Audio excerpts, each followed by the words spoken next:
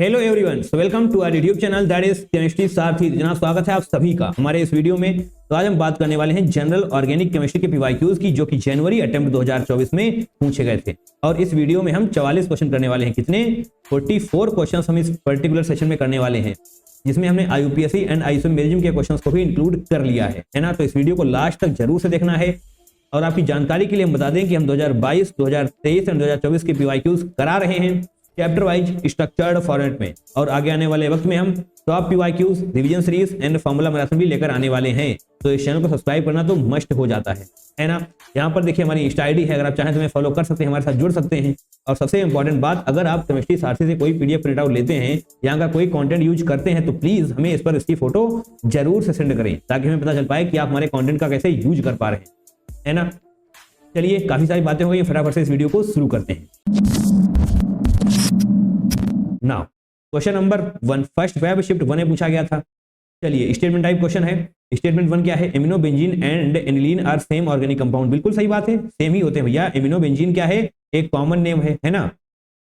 Amino benzene है एक common name, जबकि एनिलीन है आईयूपीएसी नेम। IUPAC name. अगर आप बेंजीन पर NH2 लगा देते हैं तो उसी को हम एनिलीन या फिर एमिनो बेंजीन बोल रहे होते हैं। अरे हाँ या ना? Yes, that means statement 1 is correct.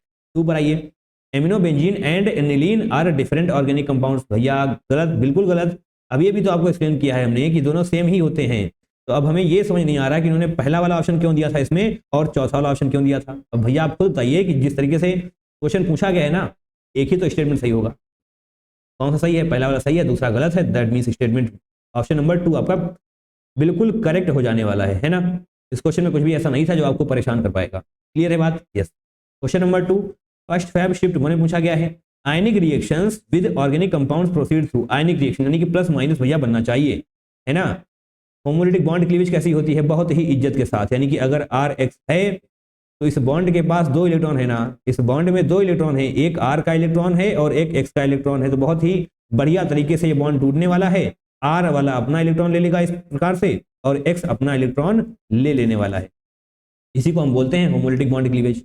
Clear है? तो भैया इससे तो आयनिक नहीं बनने वाला। आयनिक के लिए प्लस माइनस होने चाहिए ना, प्लस माइनस होने चाहिए। हेट्रोलिटिक से बनने वाला है। कैसे? हेट्रोलिटिक यानी कि रेडिकल फॉर्मेशन होने वाला है। यहाँ पर किस प्रकार से? देखिए, हेट्रोलिटिक बॉन्ड क्लीवेज, तो इलेक्ट्रॉन जो है ना इस बॉन्ड पर, वो एक तरफ शिफ्ट हो जाने वाले हैं। तो R plus and X minus में टूटने वाला है ये।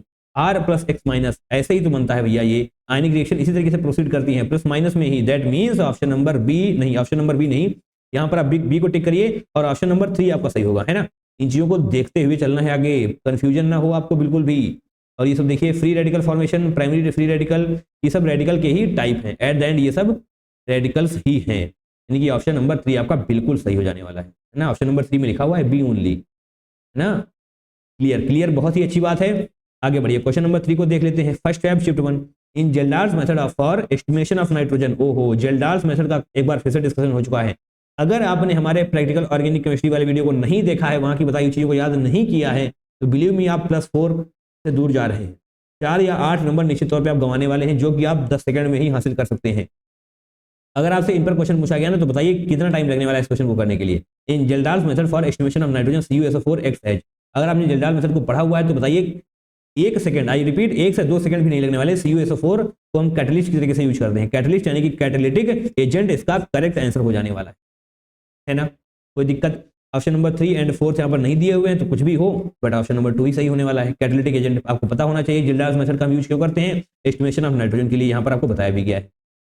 तो जनाब, प्रैक्टिकल ऑर्गेनिक केमिस्ट्री वाली वीडियो को जरूर से देखना है। आई बिलीव आपने देखा भी होगा, है ना। नहीं देखा तो देखिए, राइट। और कहाँ पर मिलेगा? कमेंट हम पिन कर देंगे। इन ऑर्गेनिक केमिस्ट्री के important videos and organic chemistry के इंपॉर्टेंट वीडियोस, तो वहां पर आपको मिल जाने वाला है। ऑर्गेनिक केमिस्ट्री के इंपॉर्टेंट वीडियोस की प्लेलिस्ट में आपको ये मिल जाएगा। Purification and practical organic chemistry, ये 2 वीडियोस आपको जरूर से देखने हैं। क्लियर है बात? क्वेश्चन नंबर 4 पर आइए। First Feb shift 1 number of optical isomers possible for 2 chlorobutane. अच्छा जी, 2 क्लोरोब्यूटेन यानी कि 4 कार्बन होने चाहिए। 1 2 3 4।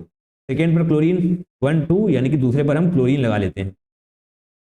अब भैया क्या यहाँ पर आपको कायरल नजर आ रहा है? बताइए, कायरल कार्बन है ना, एक तरफ क्लोरीन, एक तरफ मिथाइल, एक तरफ इथाइल और दूसरी तरफ क्या है? हाइड्रोजन। चारों डिफरेंट बोले तो कायरल कार्बन। आहा, कायरल कार्बन, यानी कि अब क्या बात, एक बार क्लोरीन को आप एबो द प्लेन लगाएंगे और एक बार बिलो द प्लेन लगाएंगे, ये हो जाएगा एक तरीके से। और दूसरा क्या हो जाने वाला है, इस बार हम क्लोरीन को बिलो द प्लेन लगाने वाले। तो बताइए कितने ऑप्टिकल आइसोमर आप नजर आ रहे हैं आपको? दो ना, यस, दो ऑप्टिकल आइसोमर आपको नजर आ रहे हैं।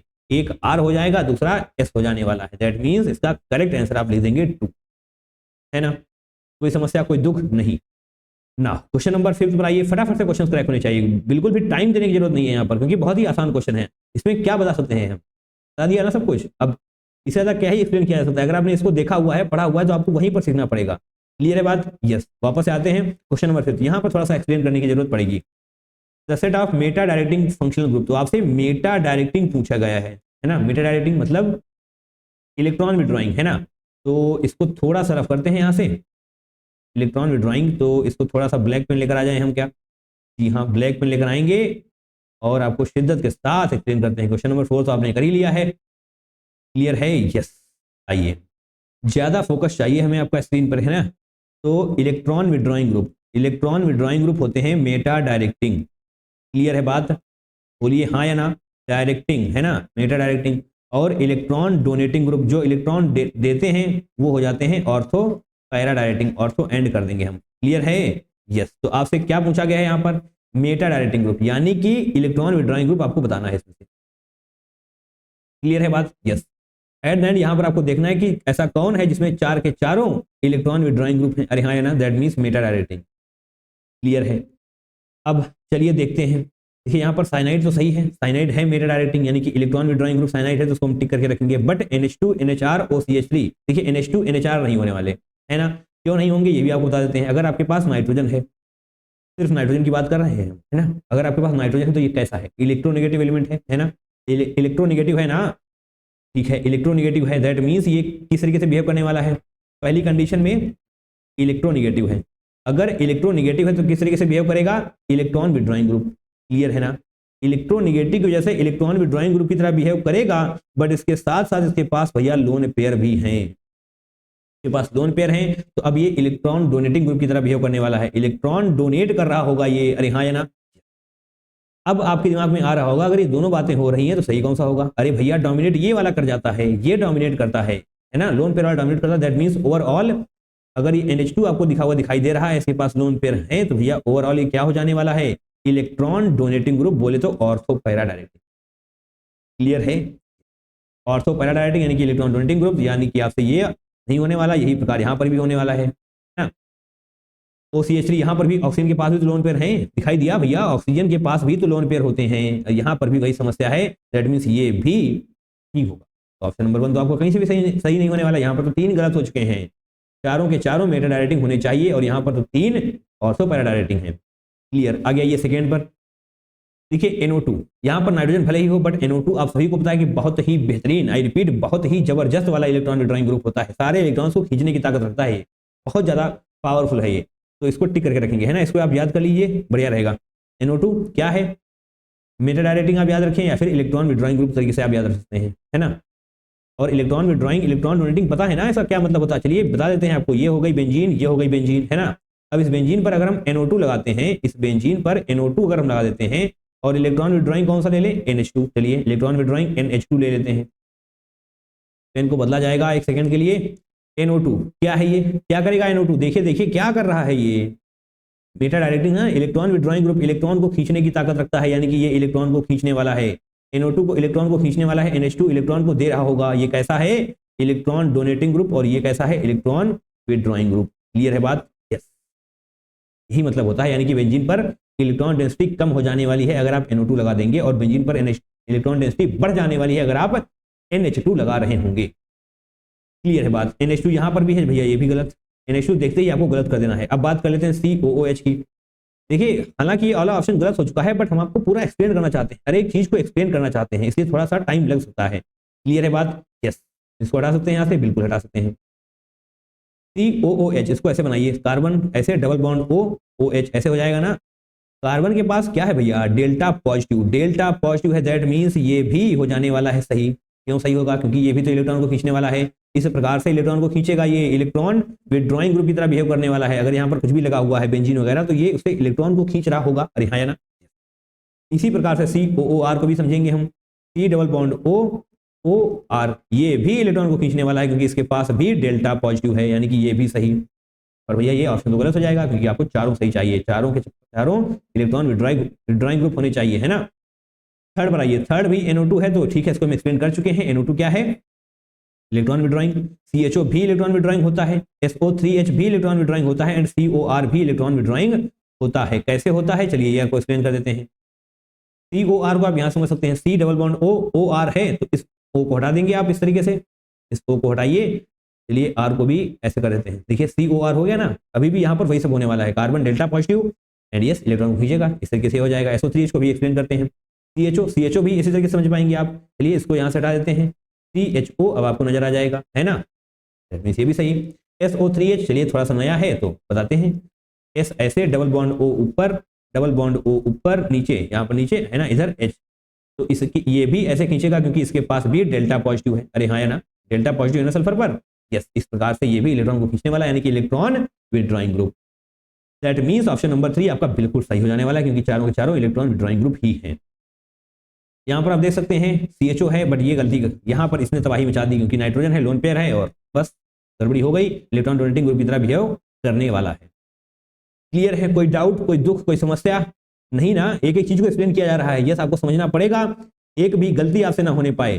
चलिए क्वेश्चन नंबर 6 को कर लेते हैं। क्वेश्चन नंबर 6 को करने वाले हम ऑरेंज पेन से। Question number 6, first Feb shift 2 Lassaigne's test use for detection of. बताइए क्या अभी आप उस वीडियो को नहीं देखेंगे? Practical organic chemistry. देखिए छठा क्वेश्चन हम कराने वाले हैं, 6 में से 2 क्वेश्चन उस पर्टिकुलर वीडियो से ही आ चुके हैं। इंपॉर्टेंस पता होनी चाहिए आपको, है ना। Lassaigne's test use for nitrogen के लिए भी यूज करते हैं, सल्फर के लिए भी यूज करते हैं, फास्फोरस के लिए भी एंड हेलोजन्स के लिए भी। दैट मींस ऑप्शन नंबर 4 आपका बिल्कुल सही हो जाने वाला है। लेसेंस टेस्ट, जेल्डाल्स मेथड, सब कुछ आपको पता होना चाहिए, सारे टेस्ट आपको पता होने चाहिए एंड उस पर्टिकुलर वीडियो में हमने सब कुछ कवर कराया हुआ है। एल्कोहल टेस्ट हो, एल्डिहाइड टेस्ट हो, कोई सा भी टेस्ट हो, सब कुछ वहां पर आपको मिलने वाला है ना। देखना पड़ेगा जनाब, देखना ही पड़ेगा, आप छोड़ नहीं सकते उस वीडियो को किसी भी हालत में, है ना। क्वेश्चन नंबर 7 पर आइए। First Feb shift 2 which among the following has highest boiling point. Highest boiling point, चलिए बॉइलिंग पॉइंट के ऊपर आपको हम PhD करा के छोड़ेंगे आज, है ना। बॉइलिंग पॉइंट पहला, इंटर मॉलिक्यूलर फोर्सेज पता होनी चाहिए। इंटर मॉलिक्यूलर फोर्सेज के बारे में हम देखेंगे सबसे पहले। अब भैया आप खुद बताइए, अगर इंटर मॉलिक्यूलर फोर्सेज हैं तो सबसे स्ट्रांग कौन होगा? हाइड्रोजन बॉन्डिंग ना, यस। हाइड्रोजन बॉन्डिंग अगर है ना तो सबसे ज्यादा बॉइलिंग पॉइंट उसी का होने वाला है। फिर बात करते हैं हम किसकी? डाइपोल। अरे हाँ है ना, डाइपोल डाइपोल, क्लियर है बात। उसके बाद बात करते हैं हम वैन डर वाल फोर्सेस की। वैन डर वाल ये बहुत ही वीक होते हैं, इनके केस में बॉइलिंग पॉइंट कम होने वाला है। वैन डर वाल ठीक है, अगर इनसे बात नहीं बन रही तो कहां पर जाएंगे हम? चलिए दूसरे नंबर बात हैं, अगर इनसे बात नहीं बन रही है तो आपको मॉलिक्यूलर वेट चेक करना होगा। अगर मॉलिक्यूलर वेट ज्यादा है दैट मींस बॉइलिंग पॉइंट भी ज्यादा होने वाला है, ठीक है। तीसरा भी देख लेंगे हम, शेप। अगर शेप की बात करी जाए, शेप के अकॉर्डिंग आपसे पूछा जाए तो नंबर ऑफ ब्रांचिंग जितनी ज्यादा होगी बॉइलिंग पॉइंट उतना ही कम होगा। नंबर ऑफ ब्रांचिंग अगर ज्यादा है तो बॉइलिंग पॉइंट कम होने वाला है। क्लियर है बात? क्लियर है या नहीं? यस बिल्कुल क्लियर होना चाहिए। देखिए जनाब OH आपको दिखाई दिया, एल्कोहल ओ हो यहाँ पर तो हाइड्रोजन बॉन्डिंग हो जाने वाली। दैट मींस ऑप्शन नंबर 2 बिल्कुल सही हो जाने वाला। कोई समस्या, कोई दुख नहीं। ये छोटी छोटी बातें आपको याद होनी चाहिए, आपकी शॉर्ट कॉपी में नोट होनी चाहिए ताकि आप लास्ट मिनट में ये सारी बातें देख पाएं, क्योंकि क्वेश्चंस यहीं से आने वाले हैं। ये छोटे छोटे टॉपिक सभी क्वेश्चन को बनाया जा रहा होगा। एंड यस आप +4 के बजाय -1 हासिल करना चाहते हैं तो मत बनाइए नोट्स, आपके ऊपर है। तो चलिए अब आगे बढ़ते हैं। बट एक सेकेंड, हमने आपके लिए कुछ और भी बना रखा है ना, हमने पहले लिख लिया था।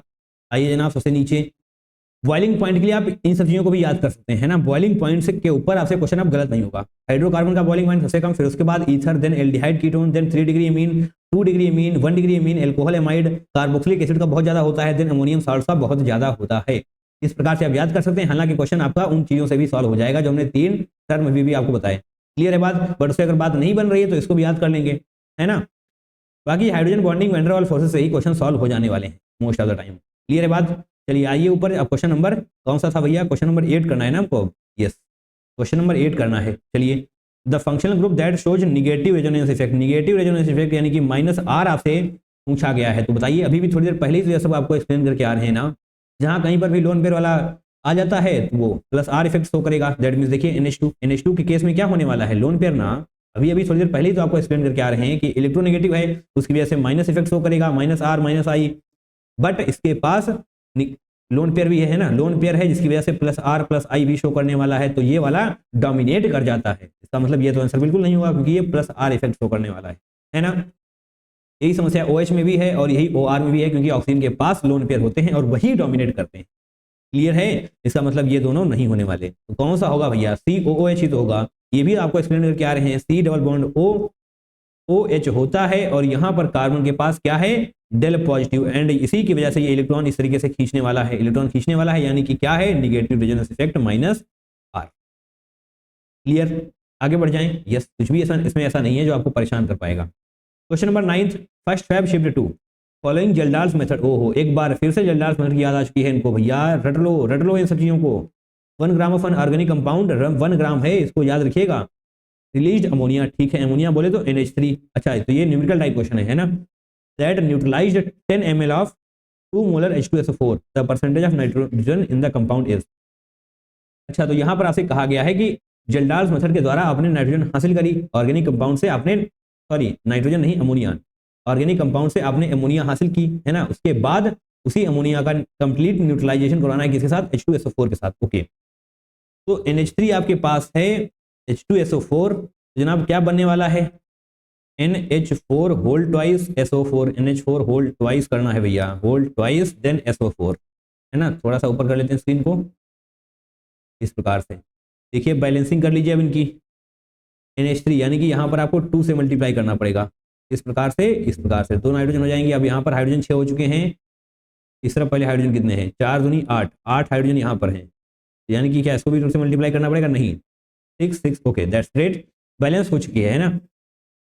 ओके, तो आपसे पूछा गया है percentage of nitrogen. Percentage of nitrogen का फॉर्मूला क्या हो जाएगा? अरे भैया, percentage of nitrogen in the compound, यानी कि ऑर्गेनिक कंपाउंड में, तो परसेंटेज ऑफ नाइट्रोजन के लिए आपको क्या करना पड़ेगा?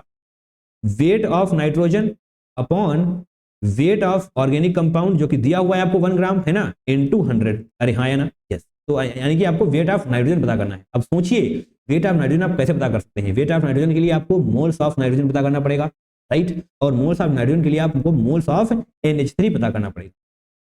क्लियर है बात? यस। अब बताइए, मोल्स ऑफ NH3 आप कैसे पता करेंगे? यहां पर आपको मोलैरिटी किसकी दी हुई है? H2SO4 की, है ना, मोलैरिटी H2SO4 की दी हुई है, तो इसके मोल्स पता कर लीजिए। जो H2SO4 के मोल्स होंगे उसके 2 गुने मोल्स होने वाले हैं इसके, क्योंकि भैया स्टोइचियोमेट्रिक कोएफिशिएंट 2 है। दैट मींस देखिए यहाँ पर कंप्लीट न्यूट्रलाइज लिखा हुआ है, यानी कि रिएक्शन के बाद ये भी खत्म हो जाने वाला है, ये भी खत्म हो जाने वाला है ना। स्टोइचियोमेट्रिक कोएफिशिएंट 2 है, यानी कि ये 2 गुना खत्म हो रहा है इन कंपैरिजन टू H2SO4। चलिए, मोल्स ऑफ H2SO4 हम निकालते हैं। बताइए, कोई समस्या इसमें? नहीं कर पाएंगे क्या आप? बिल्कुल कर लेंगे। मोल्स ऑफ H2SO4 के लिए क्या करना पड़ेगा? मोलैरिटी इनटू वॉल्यूम, है ना, किया है आपने। क्योंकि फॉर्मूला तो क्या होता है भैया? फॉर्मूला मोलैरिटी का फॉर्मूला क्या होता है? Moles of solute upon volume of solution. अरे हाँ या ना? शॉर्ट में लिख रहे हैं हम, मोल्स अपॉन वॉल्यूम। तो मोल्स के लिए आपको क्या करना पड़ेगा? Molarity into volume. मोलैरिटी दी हुई है आपको 2 मोलर, है ना, 2 मोलर, और वॉल्यूम दिया हुआ है आपको ml में दिया हुआ है, यानी कि ये मोल्स नहीं मिली मोल्स आएंगे। ठीक है, इसको यहाँ पर हम मिली मोल्स लिख लेने वाले हैं। अगर आप मोल्स ही निकालना चाहते हैं तो 10 टू द पावर -3 से मल्टीप्लाई करना पड़ेगा।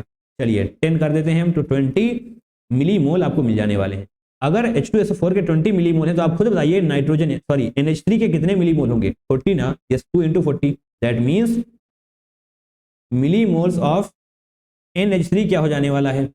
40 मिली मोल्स। क्लियर है बात? अब आप खुद बताइए, NH3, एक NH3 यानी कि एक अमोनिया में कितने नाइट्रोजन है? एक ना, एक NH3 में एक नाइट्रोजन है, यानी कि मिली मोल्स ऑफ नाइट्रोजन भी भैया 40 ही होने वाले हैं। अरे हाँ या ना? Yes, millimoles of nitrogen भी कितने हो जाएंगे? 40। बहुत बढ़िया, बहुत बढ़िया, आपने मिली मोल्स निकाल ली हैं। अब आपको क्या निकालना पड़ेगा? वेट। चलिए वेट निकालते हैं। वेट ऑफ नाइट्रोजन के लिए क्या करना पड़ेगा आपको? Moles into molecular weight. Clear है बात? तो मोल्स, अब मिली मोल्स को मोल्स में लेकर आना पड़ेगा। 10 टू द पावर -3 से मल्टीप्लाई करिए, ये मोल्स हो जाएंगे। मॉलिक्यूलर वेट क्या होता है नाइट्रोजन का? 14 होता है। यस, 14 होता है, तो 14 × 4 560 × 10 टू द पावर -3 हो जाने वाला है। तो अगर आप इसको ऐसे लिखना चाहें तो ऐसे लिख सकते हैं, 56 × 10 टू द पावर -2। बोलिए हाँ या ना? लिख सकते हैं, यस। अब इस फॉर्मूले में पुट करिए। कहाँ गया फॉर्मूला? परसेंटेज ऑफ नाइट्रोजन के लिए आपको weight of nitrogen upon weight of organic compound करना होता है। तो परसेंटेज ऑफ नाइट्रोजन के लिए आपको क्या करना पड़ेगा? वेट ऑफ नाइट्रोजन कितना आया है? 56 × 10 टू द पावर -2। ये ग्राम्स में है, पता है ना? ये भैया ग्राम में ही आता है यार, ग्राम में ही आता है। और ऑर्गेनिक कंपाउंड आपको किस में दिया गया है? ग्राम में ही दिया गया है। बहुत अच्छी बात हो गई। 1 ग्राम लिखना पड़ेगा आपको नीचे। 1 ग्राम आप लिखेंगे, इंटू 100 करेंगे परसेंटेज के लिए, तो 10⁻⁻2 100 को उड़ा देगा, तो एट द एंड आपका करेक्ट आंसर आ जाने वाला है 56%। बोलिए हाँ या ना, आया समझ में? यस, दैट मीन्स 56 आपका करेक्ट आंसर हो जाने वाला है। तो ये क्वेश्चन में ऐसा कुछ भी नहीं है जो आपको परेशान करेगा। एक बार भी अगर आपने उस क्वेश्चन को कर लिया तो डेफिनेटली एग्जाम में भी आप इस क्वेश्चन को सॉल्व कर पा रहे होंगे, बट एक बार जरूर से करना पड़ेगा, अदरवाइज होगा नहीं, है ना। वहां पर आप इतना दिमाग लगा पाए, ये सारी चीजें सोच पाए, ये थोड़ा सा टफ है बट यस किया जा सकता है, इसमें कुछ भी ऐसा नहीं है जो आपको परेशान कर रहा होगा। क्लियर है बात? थोड़ा सा रफ कर लेते हैं, फिर हम क्वेश्चन नंबर 10 को कर लेंगे, है ना। क्वेश्चन नंबर 10 आसानी है, बहुत टफ नहीं है। क्या पूछा गया है इसमें? चलिए टफ हो जाएगा। क्लियर, आइए जनाब, यहाँ पर कौन सा क्वेश्चन है? Question number 10। पेन थोड़ा सा बदल लेंगे अब हम। कौन सा पेन ले लिया जाए? येलो पेन ले लिया जाए। Highest इनॉल content will be shown by, तो आपको पता होना चाहिए इनॉल कंटेंट। देखिए कीटो इनॉल होता है, कीटो इनॉल, है ना। तो क्या पूछा गया आपसे? Highest इनॉल content. तो अगर इनॉल ज्यादा स्टेबल होगा इन कंपेरिजन टू कीटो, तो ही इनॉल का कंटेंट ज्यादा होगा। अरे हाँ है ना, जिसकी स्टेबिलिटी ज्यादा होगी उसी का कंटेंट ज्यादा होने वाला है। यस, बिल्कुल सही बात है। तो अब बनाइए बनाइए जनाब, यहाँ से कीटो से इनॉल आप कैसे बनाते हैं? ये सभी कीटो दिए हुए हैं, यस, इन सभी को इनॉल में कन्वर्ट करना पड़ेगा। कर सकते हैं, बिल्कुल कर सकते हैं। आइसोमेरिज्म में आपने ये निश्चित तौर पे करा होगा, है ना। चलिए आइए एक करके दिखाते हैं हम इस प्रकार से। यहाँ पर एक हाइड्रोजन होगा, ओपन कर लेंगे इस तरीके से। यहाँ पर एक हाइड्रोजन होगा, इसको भी ओपन कर लेंगे। अब क्या बात? अब जनाब यहाँ पर ये हाइड्रोजन इस तरीके से आएगा, ये डबल बॉन्ड यहाँ हो जाने वाला है, ये हाइड्रोजन यहाँ पर आएगा, ये डबल बॉन्ड ऐसे हो जाएगा। देखिए क्या बनने वाला है? बेंजीन नहीं, साइक्लोहेक्सेन बोलेंगे इसको। बेंजीन कैसे बोल दिया मैंने? साइक्लोहेक्सेन। ये आपने कंप्लीट किया, ये इधर आया, एच यहाँ पर गया है, दैट मीन्स ये OH हो जाने वाला है। अरे हाँ या ना? यस। ये वाला बॉन्ड यहाँ आया, दैट मीन्स यहाँ पर डबल बॉन्ड, यहाँ का हाइड्रोजन इस तरफ आया, दैट मीन्स ये OH हो जाएगा, और इसी प्रकार से यहाँ पर भी डबल बॉन्ड दिखाई दे जाएगा आपको, है ना। तो स्टेबिलिटी भैया कुछ तो बढ़ी है ना। सिंगल डबल कुछ तो हुआ है ना, स्टेबिलिटी कुछ तो बढ़ी है, यानी कि इनॉल कंटेंट ज्यादा स्टेबल होने वाला है इस केस में। बट आपसे पूछा गया हाईएस्ट इनॉल कंटेंट, यानी कि स्टेबिलिटी कहां पर सबसे ज्यादा होने वाली है। तो अब आप इसको बनाइए। सेकेंड को जैसे ही आप बनाएंगे ना, तो देखिए आपको क्या दिखाई देता है। अब हमने सिखा दिया ना कैसे बनाना है। हाइड्रोजन यहां से है, यहां पर आएगा, यहां से है, इस तरफ आने वाला है, ठीक है। दैट मीन्स OH, और यहां पर भी OH, और यहाँ पर भी OH, और इन सभी पे डबल बॉन्ड कर लीजिए। इस तरीके से आया ना, डबल बॉन्ड यहाँ पर हो जाएगा, यहाँ पर हो जाएगा, देन यहाँ पर भी हो जाएगा। सही बनाया मैंने? ये हाइड्रोजन यहाँ से यहाँ पर आएगा, डबल बॉन्ड, ये यहाँ से यहाँ पर आएगा, डबल बॉन्ड। यस, बिल्कुल सही है, कोई दिक्कत नहीं है। अब आप बताइए ये क्या है? कुछ कुछ नजर आ रहा है ना आपको? एरोमेटिक है ये। अरे जनाब ये है एरोमेटिक। कैसे है एरोमेटिक? आइए देखते हैं। एरोमेटिक की कंडीशंस क्या होती हैं? साइक्लिक होना चाहिए, साइक्लिक है, यस। प्लेनर होना चाहिए, प्लेनर है, यस। कंजुगेशन होना चाहिए, बिल्कुल जनाब कंजुगेशन है। सिंगल डबल है ना, कंजुगेशन है, ओके। ये तीनों कंडीशन अगर सेटिस्फाई हो जाती हैं तो हम आते हैं एरोमेटिक या फिर एंटी एरोमेटिक पर। पहले ये चेक करने के लिए हमको कि नॉन एरोमेटिक तो नहीं है, इसके लिए ये तीनों कंडीशन सेटिस्फाई होनी चाहिए, है ना। ये तीनों कंडीशन सेटिस्फाई हो चुकी हैं। अब दो ऑप्शन है आपके पास, एरोमेटिक होगा या फिर एंटी एरोमेटिक होगा। अब एरोमेटिक के लिए आपको पता होना चाहिए 2 pi electron, 6 pi electron, 10 pi electron, इस तरीके से होने चाहिए। कैसे?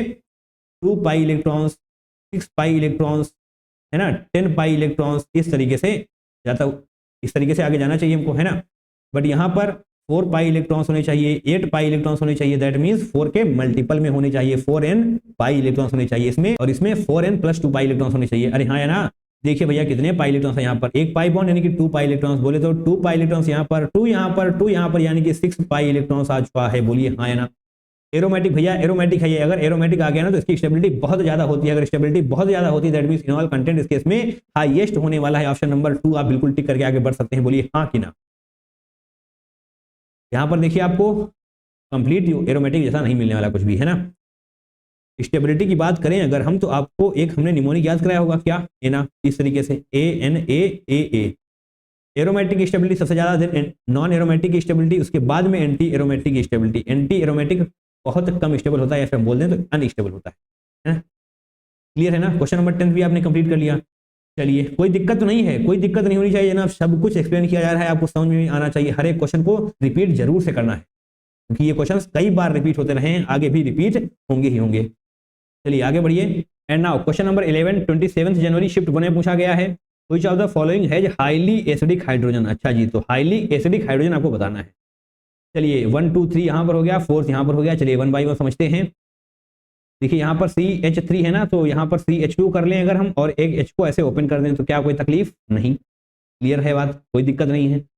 तो या अगर आपने यहाँ से हाइड्रोजन हटाया तो इस पर निगेटिव आने वाला है, अरे हाँ या ना, that means negative single double conjugation हुआ कुछ, यस निगेटिव सिंगल डबल हुआ, अच्छी बात है। इसी प्रकार से जब आप यहाँ से H हटाएंगे तो यहाँ पर भी निगेटिव आ जाने वाला है, यहाँ पर भी क्या होगा, निगेटिव सिंगल डबल, है ना। ठीक है, समझते चलना है, सब कुछ क्लियर हो जाएगा।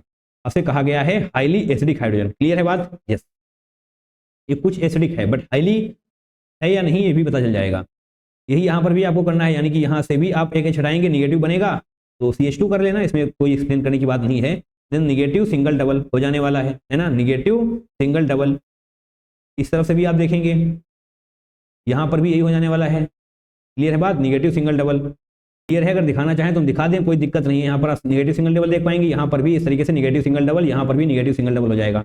पर यहाँ पर समस्या ये आ रही ना कि एक निगेटिव एक ही में जा रहा है, पर यहाँ पर भी आप देख लीजिए, चलिए यहाँ पर भी देख लेंगे, निगेटिव इधर भी है, निगेटिव यहाँ पर भी है ना, यानी कि ये negative single double negative single double, ठीक है, कंजुगेशन हो रहा है, एसिडिक है हाइड्रोजन। बट जब यहाँ पर आप देखेंगे ना फोर्थ ऑप्शन को, तो आपको यहाँ पर नजर आएगा, क्या नजर आ रहा है, ये एक्टिव मिथिलीन ग्रुप ना, active methylene group, METHYLENE spelling होती है ना, यस यही होती है।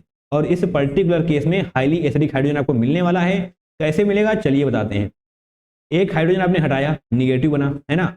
अब भैया देखिए ध्यान से, निगेटिव सिंगल डबल इस तरफ भी होने वाला है, निगेटिव सिंगल डबल इस तरफ भी, निगेटिव सिंगल डबल इस तरफ भी, यानी कि क्या हो रहा है यहाँ पर, एक्सटेंडेड कंजुगेशन। एक्सटेंडेड कंजुगेशन के केस में भैया आपको हाईली एसिडिक ही तो मिल रहा होगा, अरे हाँ या ना, एक्सटेंडेड कंजुगेशन। बोलिए कोई दिक्कत है, कंजुगेटिव लिख दिया है हमने तो कंजुगेशन लिखना पड़ेगा, है ना, इस प्रकार से। क्लियर है बात। देखिए अब अगर आपको लग रहा है कि कोई डिफरेंस नहीं था, देखिए जनाब यहाँ पर दो निगेटिव एक जगह जा रहे थे, यहाँ पर भी ऐसा था, यहाँ पर भी ऐसा था, बट जो नीचे है वो एक निगेटिव दो जगह पर जा रहा है, यानी कि एक्सटेंडेड कंजुगेशन हो रहा है। क्लियर हो रही बात, yes, that means option number 4 ही आपका सही हो जाने वाला है। इस तरीके से हम कैसे टिक करेंगे, ऑप्शन नंबर 4 टिक कर देंगे। बाकी आपको डायरेक्टली पता होना चाहिए, अगर एक्टिव मिथिलीन ग्रुप नजर आ रहा है आपको तो डेफिनेटली वही सही होने वाला है, क्योंकि वही होगा हाईली एसिडिक हाइड्रोजन। ऐसा क्वेश्चन पहले भी पूछा जा चुका है, इस बार भी पूछा गया है, प्रोबेबिलिटी है कि आगे भी पूछा जाएगा, इसलिए आपको आना चाहिए। क्वेश्चंस रिपीट होते हैं, ये आपको बिलीव करना पड़ेगा, यस क्वेश्चंस रिपीट होते हैं। क्वेश्चन नंबर 12 पर आइए, 27 जनवरी shift 1, the ascending order of acidity of OH group in the following compound. देखिए एसिडिटी के ऊपर इतने क्वेश्चन पूछे गए ना, मतलब क्या बताएं आपको, बहुत क्वेश्चन पूछे गए एसिडिटी के ऊपर। इसका कॉन्सेप्ट क्या है, चलिए वो भी आपको एक्सप्लेन करते हैं। इसका कॉन्सेप्ट ये है, अच्छा जी, तो ये तो है ब्यूटाइल OH, तो कैसे बना ले हम, 4 कार्बन होने चाहिए ना, 1 2 3 4, इसी के ऊपर OH। क्लियर है बात, ये है आपका ये वाला, है ना, ओके। तो एसिडिटी का मतलब ये हो जाता है कि H+ कितनी जल्दी बाहर जाने वाला है। यहाँ पर देख पा रहे हैं ना, OH OH OH हर जगह OH है, तो यहाँ पर यही आपको देखना है कि H+ कितनी जल्दी बाहर जा रहा है। H+ जितनी जल्दी बाहर जाएगा एसिडिटी उतनी ही ज्यादा होने वाली है, अरे हाँ या ना, H+ जितनी जल्दी बाहर जाएगा, जितना यहाँ पर पॉजिटिव चार्ज की डेंसिटी बढ़ती जाएगी उतनी ही जल्दी H+ बाहर जाएगा। सिंपल है बात, क्योंकि पॉजिटिव रिपल कर रहे होते हैं।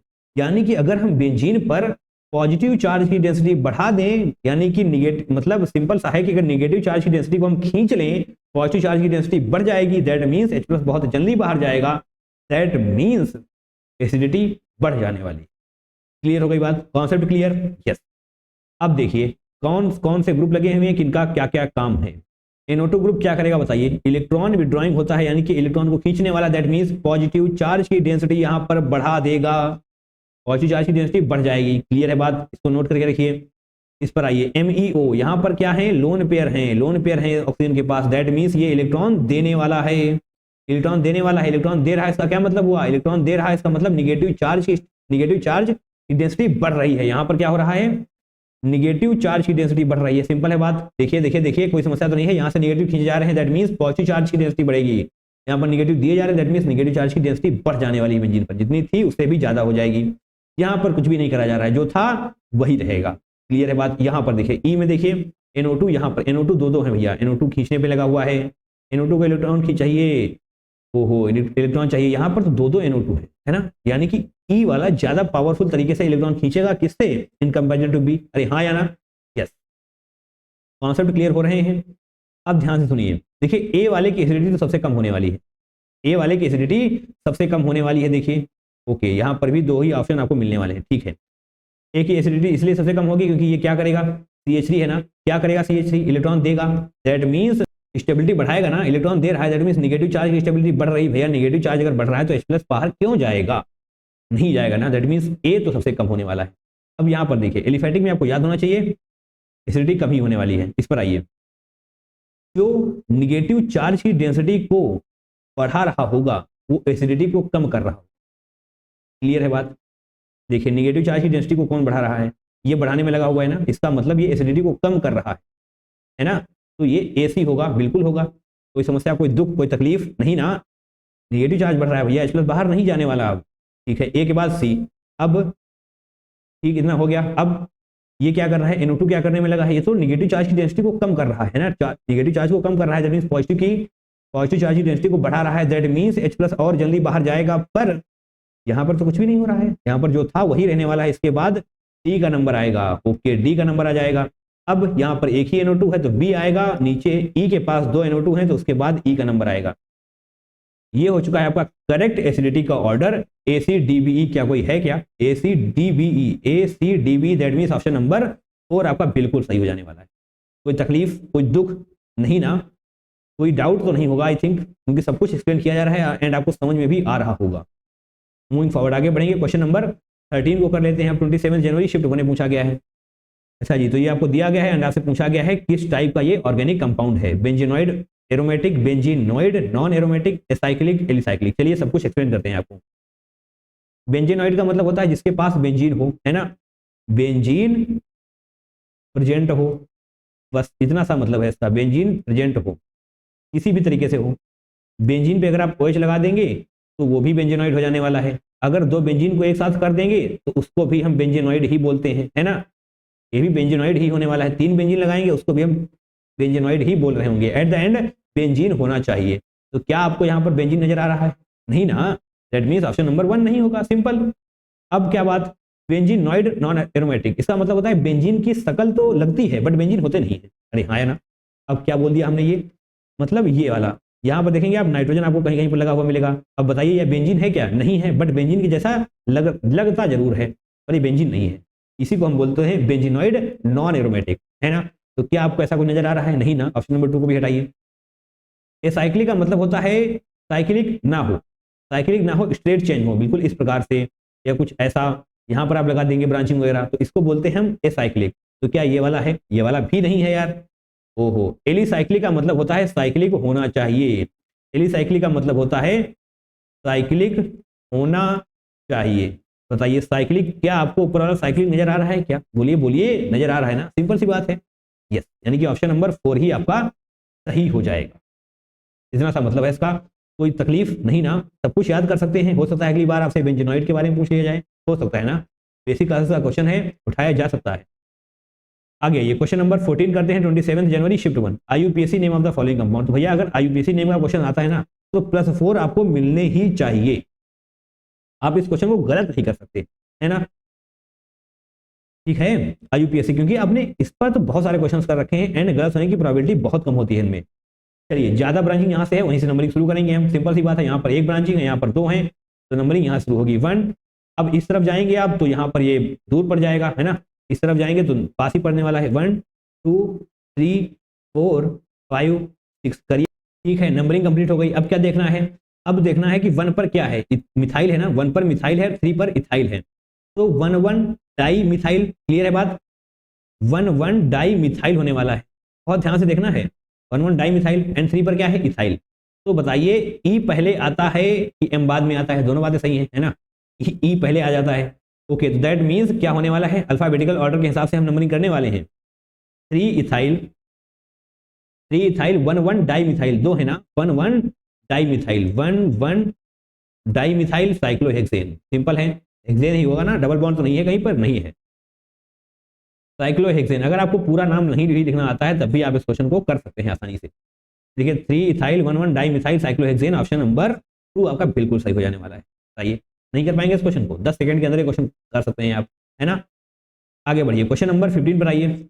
Among the given organic compound the total number of aromatic, ओहो एरोमेटिक कंपाउंड्स आपसे पूछ लिया गया है। तो चलिए आपको पता होना चाहिए पहली बात तो भैया साइक्लिक होना चाहिए। साइक्लिक वाली कंडीशन अगर टिक है तो आगे बढ़ेंगे। Cyclic conjugation, just a second,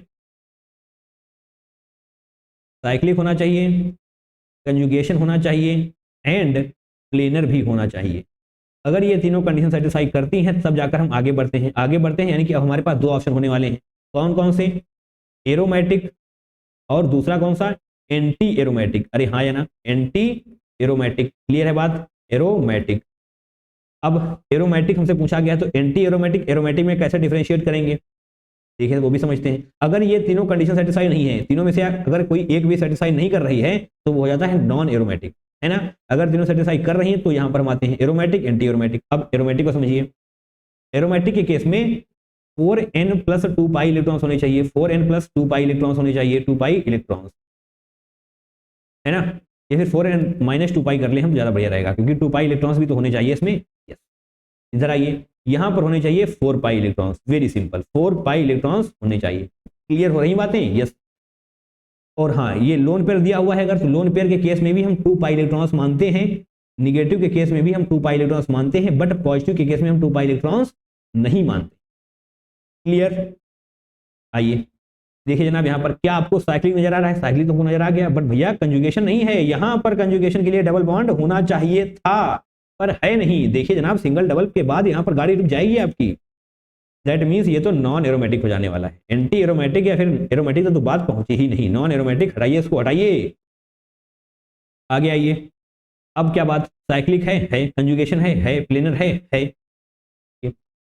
अब आपको लग रहा होगा भैया यहाँ पर कहाँ है, पर ये इंक्लूड करना ही नहीं है, ये तो ब्रांचिंग हो गई ना, ये ब्रांचिंग हो गई भैया, ये पूरी ब्रांचिंग है। ब्रांचिंग में नहीं जाना हमको। इस पर आइए, यहाँ पर आपको साइक्लिक, कंजुगेशन, प्लेनर सबको नजर आ रहा है। कितने पाई इलेक्ट्रॉन्स आपको है यहाँ पर काउंटिंग करनी पड़ेगी। पाई बॉन्ड में 2 पाई इलेक्ट्रॉन्स होते हैं, 2 पाई इलेक्ट्रॉन्स, यहाँ पर भी 2 पाई इलेक्ट्रॉन्स, यहाँ पर भी 2 पाई इलेक्ट्रॉन्स। दैट मीन्स कितने हो चुके हैं? 6 पाई इलेक्ट्रॉन्स। अभी भी हम आपको बता करके आ रहे हैं। 4n माइनस 2 पाई यानी कि 2 pi electrons, 6 pi electrons, 10 pi electrons के केस में एरोमेटिक होता है।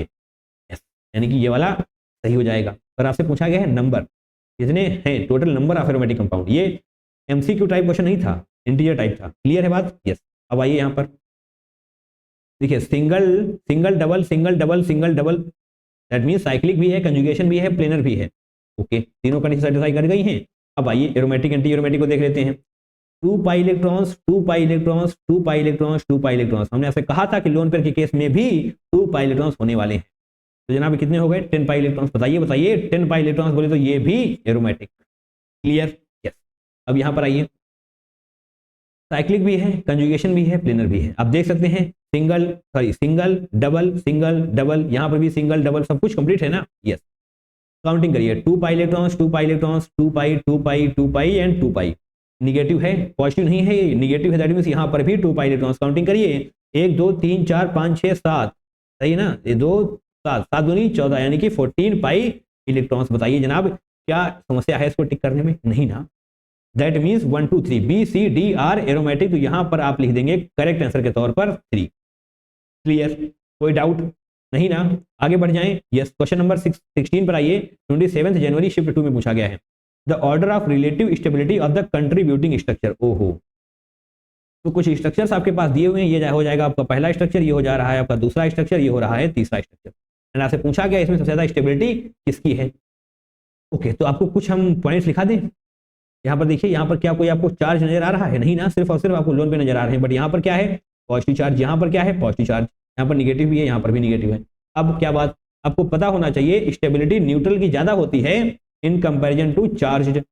स्टेबिलिटी न्यूट्रल की ज्यादा होने वाली है ना, in comparison to charge. Clear है बात? यस। दैट मींस 1 की स्टेबिलिटी ज्यादा होने वाली है 2 एंड 3 से, है ना। 1 की स्टेबिलिटी सबसे ज्यादा हो जाएगी इन तीनों में। अब सेकेंड थर्ड पर आइए। यहां पर आपके पास निगेटिव है ऑक्सीजन एटम पर, यहां पर निगेटिव है कार्बन एटम पर, है ना, है ना। तो बताइए जनाब, यहां पर कौन सा ज्यादा इलेक्ट्रोनेगेटिव है? किसकी इलेक्ट्रोनेगेटिविटी ज्यादा होती है? ऑक्सीजन की ना। ऑक्सीजन की इलेक्ट्रोनेगेटिविटी ज्यादा होती है। तो आप यहां पर ये भी लिख लें कि negative charge should be on the more electronegative atom. Negative charge should be on more electronegative atom. अरे हाँ या ना, मोर इलेक्ट्रोनेगेटिव एटम। इन 2 पॉइंट्स के दम पर आप इसको सॉल्व कर सकते हैं। यानी कि नेगेटिव चार्ज यहाँ ऑक्सीजन पर है, यहाँ कार्बन पे है। इसका क्या मतलब हुआ? इसका मतलब हुआ कि सेकेंड वाले की स्टेबिलिटी ज्यादा होने वाली है इन कंपैरिजन टू थर्ड। बोलिए हाँ या ना? यस, बिल्कुल होगा। नेगेटिव चार्ज शुड बी इसको थोड़ा सही कर लेते हैं, ये राइटिंग थोड़ी सी ज़्यादा ही खराब है, एस बना लेंगे हम बढ़िया तरीके से इस प्रकार से, should be on more electronegative atom, है ना। क्लियर है बात। आगे बढ़ जाएं, आगे बढ़ जाएं, क्या पहले सही ऑप्शन तो टिक करें आप। Question number sorry option number 1 आपका बिल्कुल सही हो जाने वाला है। क्लियर। छोटे छोटे पॉइंट्स याद रखेंगे तो क्वेश्चन फटाफट से सॉल्व होंगे जनाब, जल्दी जल्दी सॉल्व होने वाले हैं। ये फिजिकल केमिस्ट्री जैसा वाला नहीं होने वाला कि वहां पर आपको सॉल्व करना पड़ेगा। आप भैया आते हैं तो प्लस वहां से करिए, आगे बढ़िए, क्योंकि केमिस्ट्री सब्जेक्ट में आपको टाइम बचाने की कोशिश करनी है फिजिक्स एंड मैथ्स के लिए, है ना। Moving forward, question number 17, 27 Jain shift 2, the molecular formula of a second homologue लिखा हुआ है, the molecular formula of second homologue in the homologous series of mono carboxylic acid. अच्छा जी, मोनो कार्बोक्सिलिक एसिड के बारे में पूछा गया है आपसे और उसका सेकेंड होमोलॉग पूछ लिया गया है। तो कार्बोक्सिलिक एसिड तो COOH हो जाने वाला है।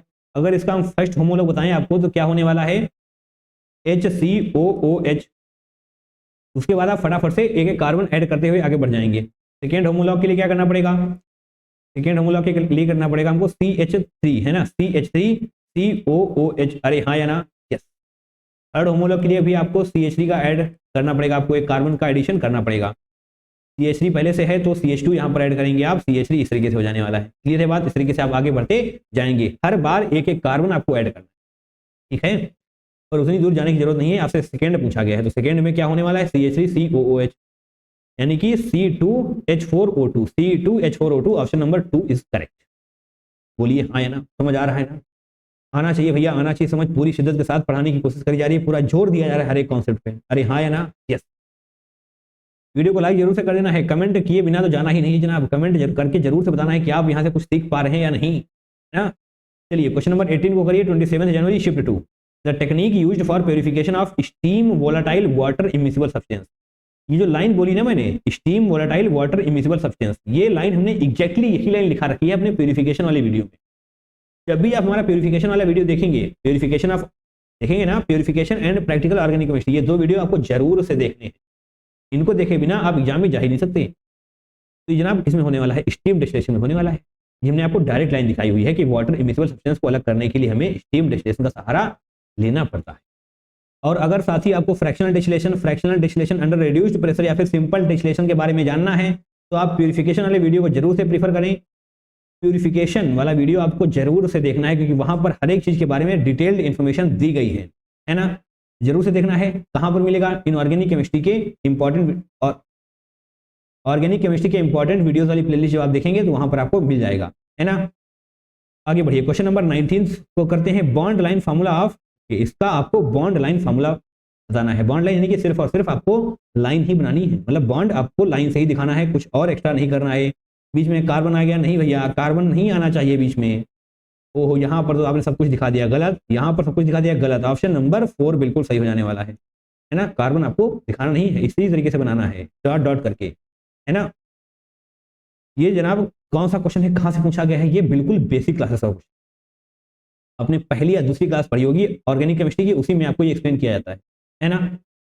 तो जो पहली क्लासेस है ना उनको बड़ा सीरियस लेना है, अदरवाइज गच्चा खा जाएंगे आप। क्वेश्चन नंबर 27 जनवरी शिफ्ट 2, द इनकरेक्ट पूछा गया है आपसे, the incorrect statement regarding conformations of ethane.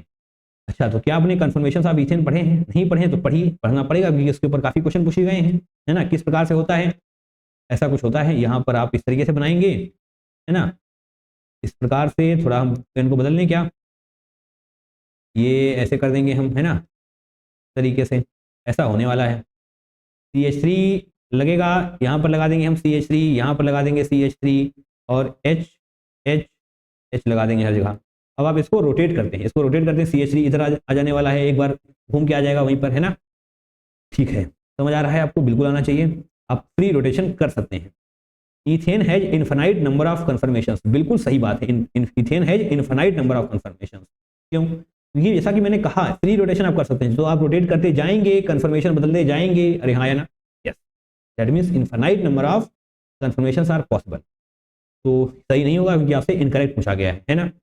Now second one, the dihedral angle in staggered conformation. ओहो, यहाँ पर 60 डिग्री लिखा हुआ है ना। तो यस, ये वाला भी स्टेटमेंट सही है। क्लियर है बात, तो ये वाला भी आंसर नहीं होने वाला, है ना, क्रॉस करने की जरूरत नहीं है, ये वाला भी आंसर नहीं होगा क्योंकि 60 डिग्री पर ही तो होता है staggered.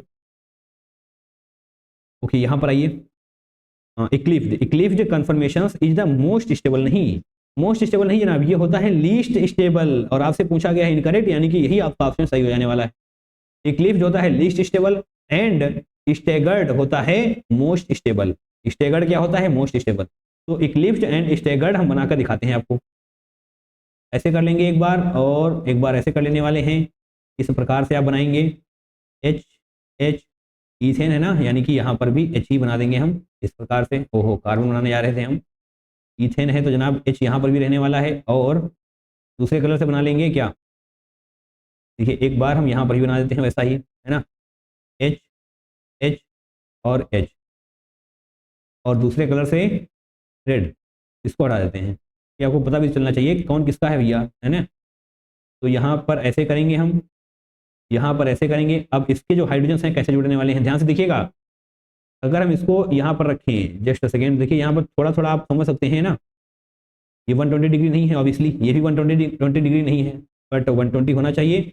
That means H H और एच, आपको बढ़िया लग रहा होगा ना देखने में, एक दूसरे के ऊपर नहीं है, बट यहाँ पर एक दूसरे के ऊपर होते हैं, बहुत करीब होते हैं या बहुत ज्यादा ऊपर होते हैं, है ना। इस केस में इक्लिप्स्ड, इसी को हम बोलते हैं इक्लिप्स्ड।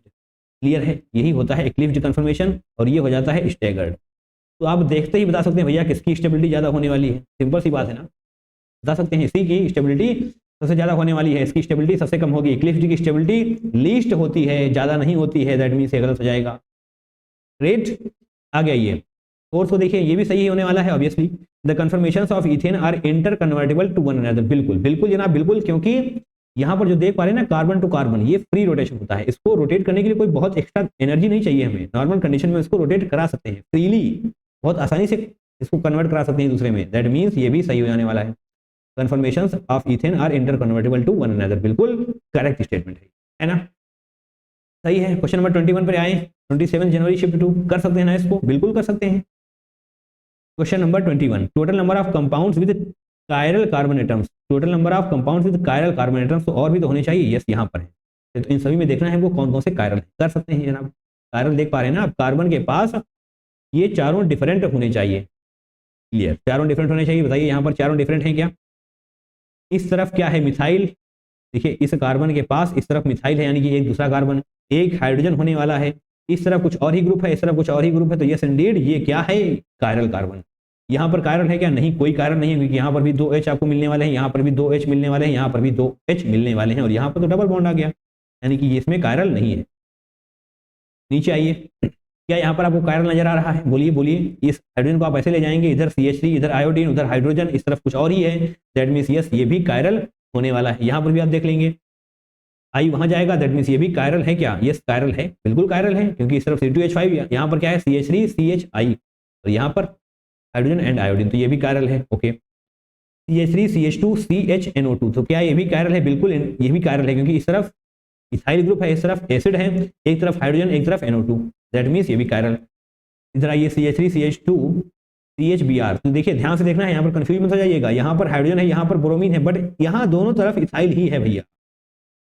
CH3 CH2 यहाँ पर भी है, CH3 CH2 यहाँ पर भी है, दैट मीन्स ये नहीं होने वाला है ना। अब यहाँ पर देखिए, एक हाइड्रोजन दूसरा आयोडीन, तो ये भी कायरल हो जाएगा बिल्कुल, क्योंकि एक तरफ मिथाइल है, एक तरफ CH2NO2 है ना। यहाँ देखिए CH3 CH2 CHOH, एक तरफ हाइड्रोजन एक तरफ OH, एक तरफ CH2OH, एक तरफ इथाइल, तो ये भी कायरल हो जाने वाला है। आपसे क्या पूछा गया है, कायरल कार्बन या फिर chiral compound? Total number of compounds, total number of compounds पूछे गए हैं आपसे, यानी कि कितने कंपाउंड हैं जिनके पास कायरल कार्बन है।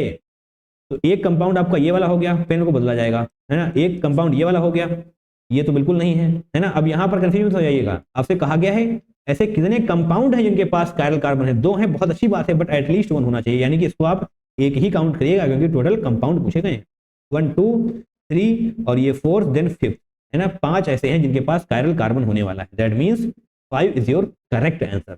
ये 5 लिखा है या कुछ और लिखा है? चलिए इसको हटा करके हम 5 लिखेंगे बढ़िया तरीके से, इस प्रकार से, है ना। बढ़िया लगा? आ जाइए आगे, बहुत ही आसान था क्वेश्चन, कुछ भी टफ नहीं है इसमें। क्वेश्चन नंबर 22 पर आइए, 29 जनवरी shift 1, the difference in energy between the actual structure. देखिए एक बार फिर से बेसिक क्लासेस से ही क्वेश्चन उठाए जा रहे हैं, तो बेसिक क्लासेस को बेसिक नहीं समझना है ना, एडवांस समझ लेना है, क्योंकि काफी क्वेश्चन वहां से लिए जा रहे हैं, देख पा रहे हैं आप, ये भी बेसिक क्लासेस से ही उठाया गया है। The difference in energy between the actual structure and the lowest energy resonance structure for the given compound is, भैया रेजोनेंस एनर्जी कहां पर है? ऑप्शन नंबर 2 में है। अब क्या एक्सप्लेन करें हम आपको इसमें, ये तो डेफिनेशन ही होती है रेजोनेंस एनर्जी की, है ना। इलेक्ट्रोमेरिक एनर्जी को आप समझना चाहते हैं समझ लीजिए, कोई दिक्कत नहीं है। आयनाइजेशन एनर्जी आपको आती ही होगी, हाइपर कंजुगेशन भी आपको आता ही होगा। नहीं आता तो पढ़िए, शॉर्ट नोट्स को रिवाइज करिए अपने, नहीं लिखा है तो जाइए पुराने नोट्स को पढ़िए, क्लासेस के नोट्स में निश्चित तौर पे आपको ये सारी बातें कराई गई होंगी, है ना। इलेक्ट्रोमेरिक एनर्जी क्या होता है? जब कोई रिएजेंट मल्टीपल बॉन्ड पर अटैक करता है उस वक्त जो इलेक्ट्रॉन का टेम्परेरी मूवमेंट होता है कंपाउंड में, दोबारा सुनिए, अगर कोई रिएजेंट मल्टीपल बॉन्ड पर अटैक करता है तो उस वक्त जो भी इलेक्ट्रॉन का मूवमेंट होता है, टेम्परेरी मूवमेंट होता है, उसी को हम बोलते हैं इलेक्ट्रोमेरिक एनर्जी, है ना। नहीं समझ आया तो कोई बात नहीं है, समझने का प्रयास करेंगे हम, दोबारा से वीडियो को पीछे जाकर देखेंगे, है ना। क्लियर है? क्लियर है, बिल्कुल क्लियर है। आगे बढ़ जाए हम। क्वेश्चन नंबर 22 भी हमने कंप्लीट किया। रेजोनेंस एनर्जी, ये जनाब डेफिनेशन ही आपको दे दी गई है, पढ़ते ही आप टिक करके आगे बढ़ सकते हैं ना। Question number 23, 29 January shift 1, appearance of blood red colour. भैया ब्लड रेड कलर हमने चीख चीख कर आपको कराया है, कहां पर कराया है? देखिए, purification of organic chemistry, POC वाले वीडियो में हमने कराया हुआ, नहीं देख रहे हैं आप तो गलती कर रहे हैं, जाकर जरूर से देखना है, हर एक चीज का नोट्स भी बनाना है वहां से आपको, है ना। Appearance of blood red colour on treatment of sodium fusion extract, इसके बारे में भी बताते हैं। Of an organic compound with FeSO4, FeSO4 का मतलब हो जाएगा Fe2+, अरे हाँ या ना। In presence of concentrated H2SO4, यानी कि H+ मिलने वाला है आपको इससे, indicate the presence of elements, okay, bromine, nitrogen, nitrogen sulphur and only sulphur. Clear है बात? देखिए Fe2+, यहां पर इसको समझते हैं पहले। सोडियम फ्यूजन एक्सट्रैक्ट का मतलब क्या होगा? सोडियम फ्यूजन एक्सट्रैक्ट का मतलब होने वाला है, ये आप लेसेंस टेस्ट में पढ़ते हैं। कैसे?